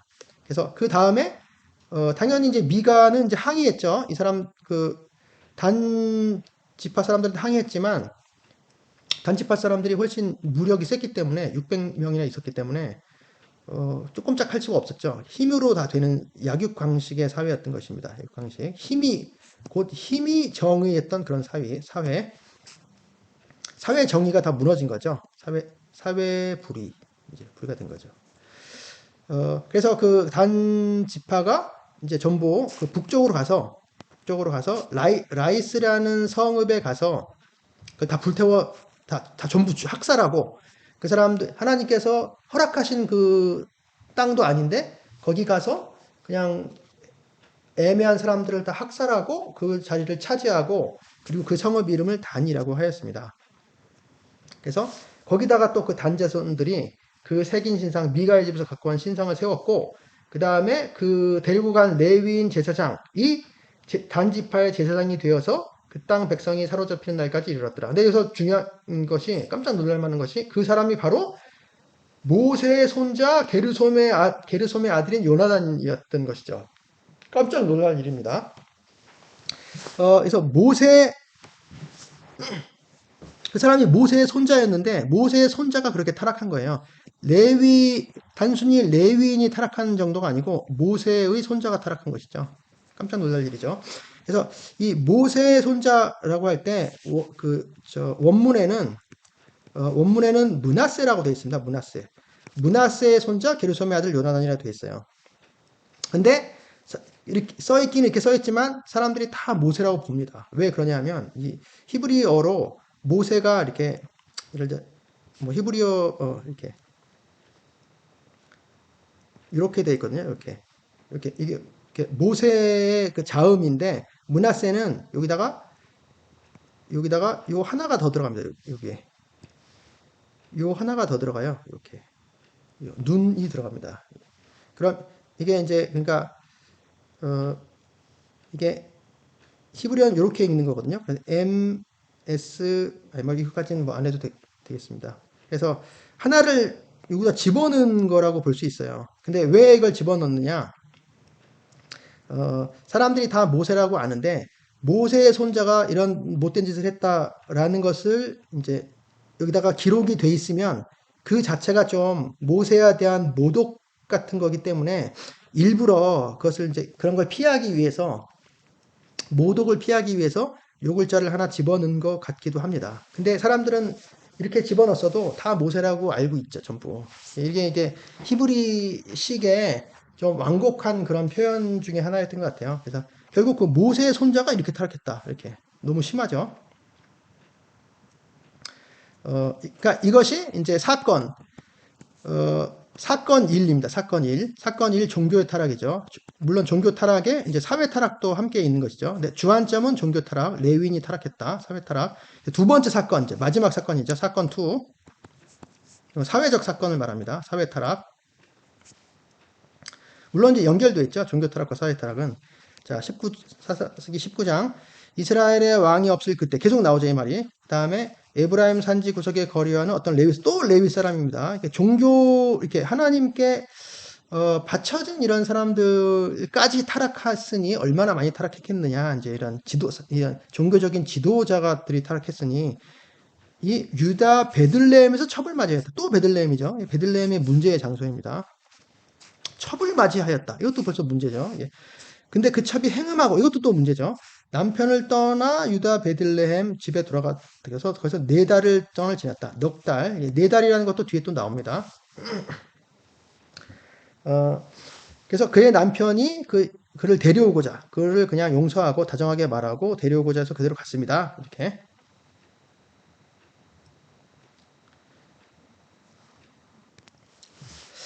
그래서 갔다가 이제 대접을 잘 받고 다시 돌아오는 길. 그러니까 베들레헴 남쪽인 베들레헴으로 갔다가 다시 북쪽인 그 에브라임 산지로 돌아오는 길에 그 중간 정도의 베냐민 지파가 있어요. 베냐민 지파. 거기서 다른 이방 성읍으로 가까웠는데 거기 이방인들이라 못 믿으니까 그냥 그 이스라엘 백성들의 도시로 가자. 그래서 기브아는 베냐민의 도시입니다. 나중에 이제 사울 왕이 이제 기브아 출신이죠. 기브아에 유숙하려고 거리로 들어갔다. 그래서 성읍 넓은 거리에 앉아 있었다. 이제 이 성읍 넓은 거리에 앉아 있으면 보통은 그 성읍에서 어떤 사람들이 이제 유지 같은 사람들이 유복한 사람들이 그를 이제 초청하게 됩니다. 그래서 그 집에서 유숙하게 되는데 아무도 없었어요. 영접하여 유숙하는 자가 없었더라. 그러니까 사회가 얼마나 그 쌀쌀맞은 사회가 됐는지 무관심한 여행자에 대해서 무관심한 사회가 됐는지 알 수 있죠. 물론 그 정도가 아니었지만 저녁 때 한 노인이 밭에서 일하다가 돌아왔다. 근데 그 사람은 원래 베냐민 사람도 아니고 에브라임 산지 사람이에요. 그러니까 동양 사람이죠. 동양 사람을 만나서 이제 외지에서 동양 사람을 만나서 이제 그 사람이 이제 이 사람을 그 영접했어요. 자기 집으로. 근데 그날 밤에 그 성읍의 불량배들이 그 집을 에워싸고 문을 두들기며 집주인 노인에게 말하여 이르되 내 집에 들어온 사람을 끌어내라. 우리가 그와 관계하리라. 이 관계하리라고 하는 건 성적인 착취를 말하는 것이죠. 성적인 어떤 강간 같은 걸 말하는 것이죠. 동성 성폭행을 말하는 것이죠. 그러니까 이 동성 성폭행 같은 것들이 이제 그 타락이 극도로 미쳤을 때 이제 이렇게 하는 현상이죠. 그 소돔과 고모라의 현상이죠. 그때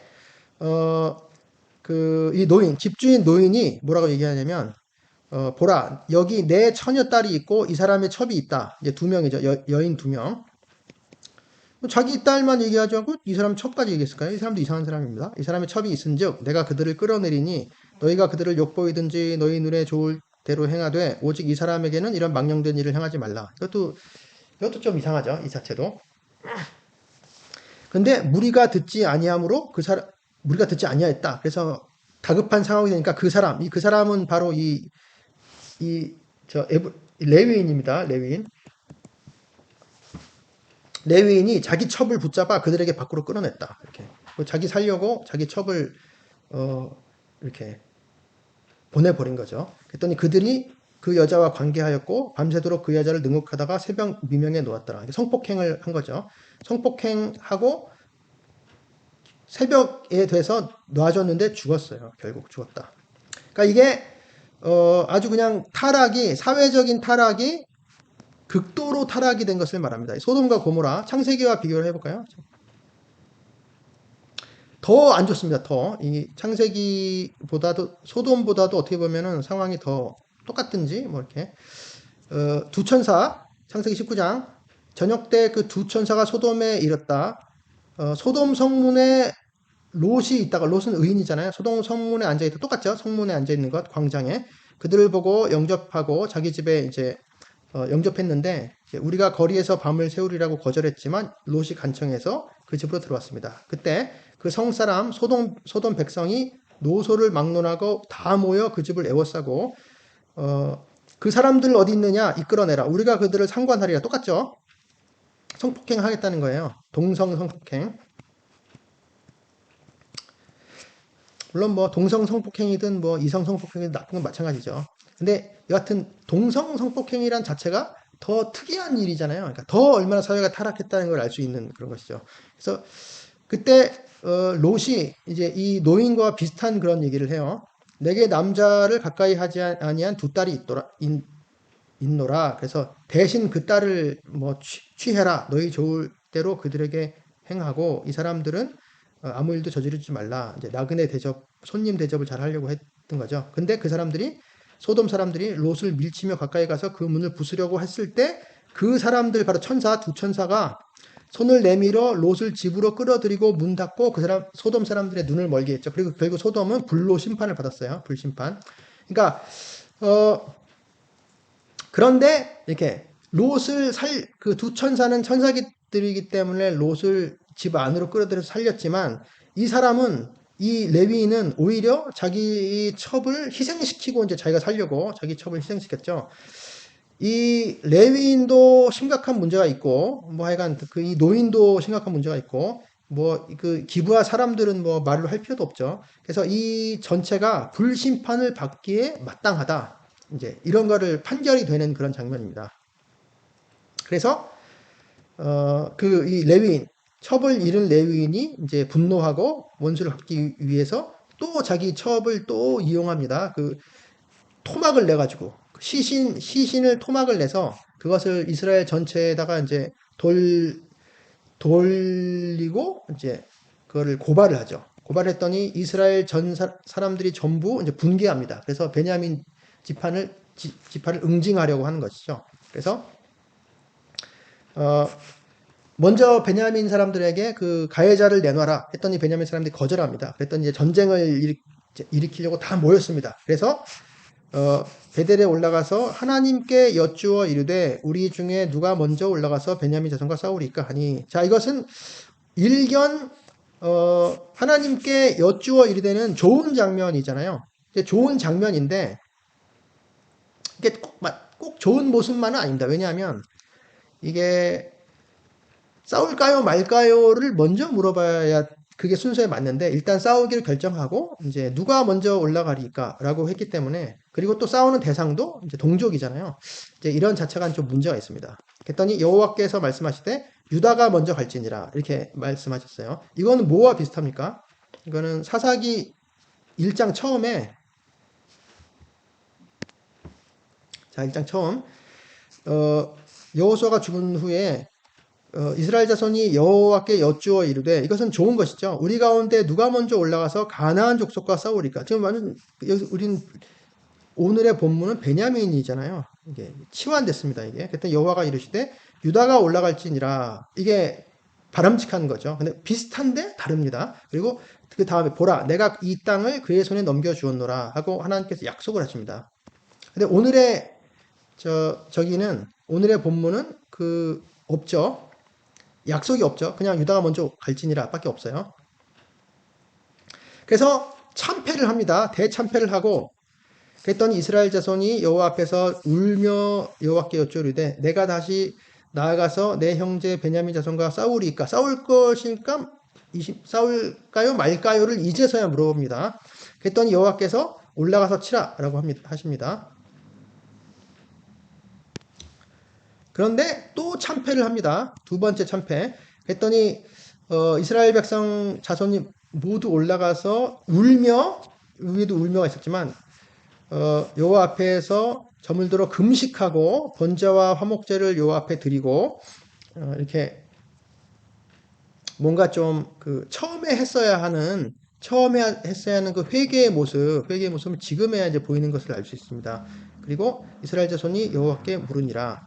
근데 그때에는 하나님의 언약궤가 거기 베델에 있었고, 베델 아론의 손자 엘르아살의 아들 비느하스가 그 앞에 모시고 섰더라. 그러니까 당시 대제사장이 비느하스였던 거죠. 자, 이거를 보면 그 사사기 마지막에 있는 사건 1, 2가 삼손이나 입다보다 먼저의 사건이라는 걸 알 수 있습니다. 왜냐하면 이 비느하스는 바로 모세 시대의 아론의 그 아들인 엘르아살의 아들이었기 때문에 이게 그 입다 때는 벌써 그 모세 시대부터 300년 후잖아요. 그러니까 비느하스는 요 뭐 초기라고 볼 수 있습니다. 아까도 그 레위인 모세의 손자 게르솜, 자 모세의 손자 요나단이었고 아론의 손자인 비느하스 시대니까 그 요나단과 이 비느하스가 거의 비슷한 시대라고 볼 수가 있죠. 그래서 삼손과 입다의 시대보다 이 첫 번째, 두 번째 사건은 훨씬 이전의 사건인데 사사기 저자가 의도적으로 요 두 사건을 맨 뒤로 배치를 해서 이게 얼마나 이 사사기 시대가 암담한 시대였는가, 암담한 시대 그 암담하고 어두운 걸로 이제 마치려고 하는 그런 의도가 있었던 것 같습니다. 물론 이제 그 사람과 사건을 분리한 뭐 그런 형식도 있지만 여하튼 이 두 가지 사건을 이 뒤에다 배치를 해서 사사 시대는 엄청 암울한 시대였다. 이렇게 이제서야 이스라엘 자손들이 여쭈기를 우리가 다시 나아가 내 형제, 또 내 형제라고 그러죠. 내 형제 베냐민 자손과 싸우리까 말리니까 이렇게 물어봅니다. 그랬더니 여호와께서 올라가라. 내일은 내가 그를 내 손에 넘겨주리라. 약속을 하신 거죠. 승전 약속.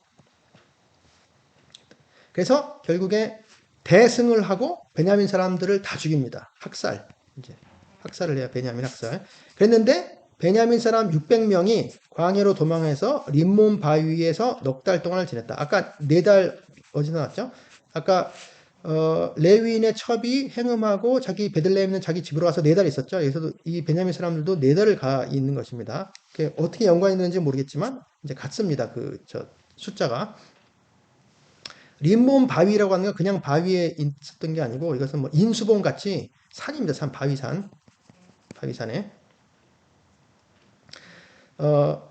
이제 거의 이제 마지막인데요. 이스라엘 자손이 그들의 형제 베냐민을 위하여 뉘우쳐 이르되, 자 이제 뉘우쳐. 오늘 이스라엘 중에 한 지파가 끊어졌도다. 이게 처음에 했어야 할 일을 이제 다 당하고 나서 이제 나중에 이제 하는 것이죠. 사실 이런 모습은 이제 뒤늦었지만 바람직한 모습이라고 볼 수 있습니다. 회개하는 것이니까. 근데 그 남은 자들, 아까 600명, 그 남은 자들에게 우리가 어떻게 하면 아내를 얻게 하리요. 그래서 베냐민 족속이 끊어지지 않고 자손을 이렇게 이어가게 하려는 그런 계획이었는데, 근데 문제는 우리가 전에 여호와께 맹세하여 우리의 딸을 그들의 아내로 주지 아니하리로다 맹세했기 때문에 딸을 줄 수가 없죠. 그러면 그 600명의 남자들이 이제 결혼해서 애를 가질 수 없기 때문에 베냐민 족속은 이제 멸망하게 됩니다. 그래서 그때 평화를 공포하고 베냐민이 돌아왔을 때 이스라엘 사람들이 곰곰이 생각하다가 야베스 길르앗이란 도시, 이 도시는 맹세를 어기고 베냐민 전쟁에 참전하지 않았거든요. 그래서 그 마을로 이 도시로 가서 쑥밭을 만들고 다 죽이고 여자들을 약탈해 와서 이 약탈한 여자들을 그들에게 줍니다. 근데 그 여자들이 400명이었어요. 이것도 뭐 말이 안 되는 이상한 얘기죠. 이것도 막 비참한 이야기입니다. 비참. 400명.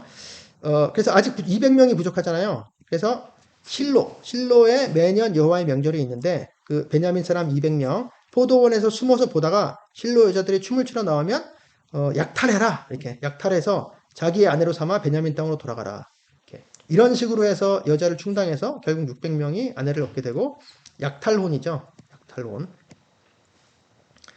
그래서 결론이 그때 이스라엘의 왕이 없으므로 사람이 각기 자기 소견에 옳은 대로 행하였더라. 이게 두 번째 이게 마지막인데 이게 결론적인 이야기입니다. 이스라엘의 왕이 없었다.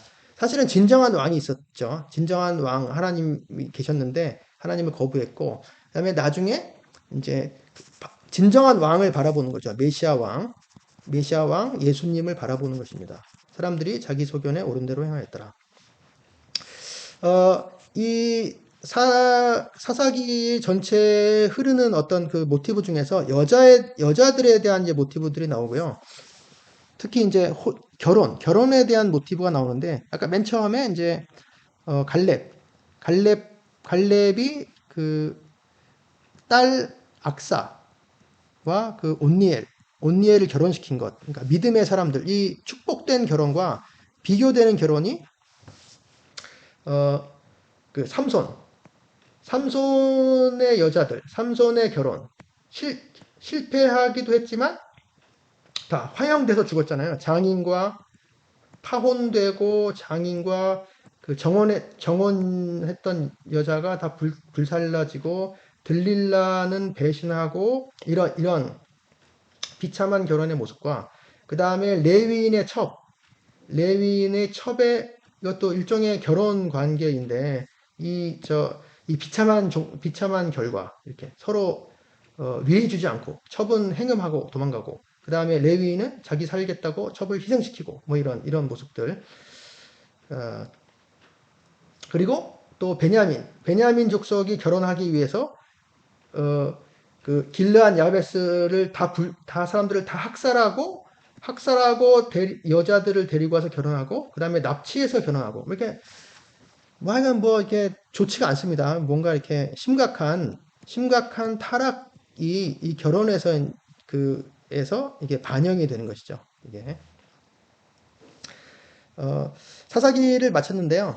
그래서 요런 내용을 가지고 이제 성경을 이제 혼자서 읽으면 훨씬 더 지금 지금 내가 어디를 읽고 있는 것이다. 이 내용에 어디를 읽고 있는 것이고 또 사사기의 저자의 의도를 파악하면서 읽을 수 있을 것 같습니다. 물론 이제 사사기의 저자는 사람 저자도 있지만 물론 하나님이시죠. 하나님께서 그 사람 저자를 감동시키시고 영감시키셔서 이렇게 저걸 썼기 때문에 사사기를 썼기 때문에 하나님의 그 의도를 잘 파악해서 사사기를 잘 읽었으면 좋겠습니다. 긴 시간 동안 수고하셨습니다.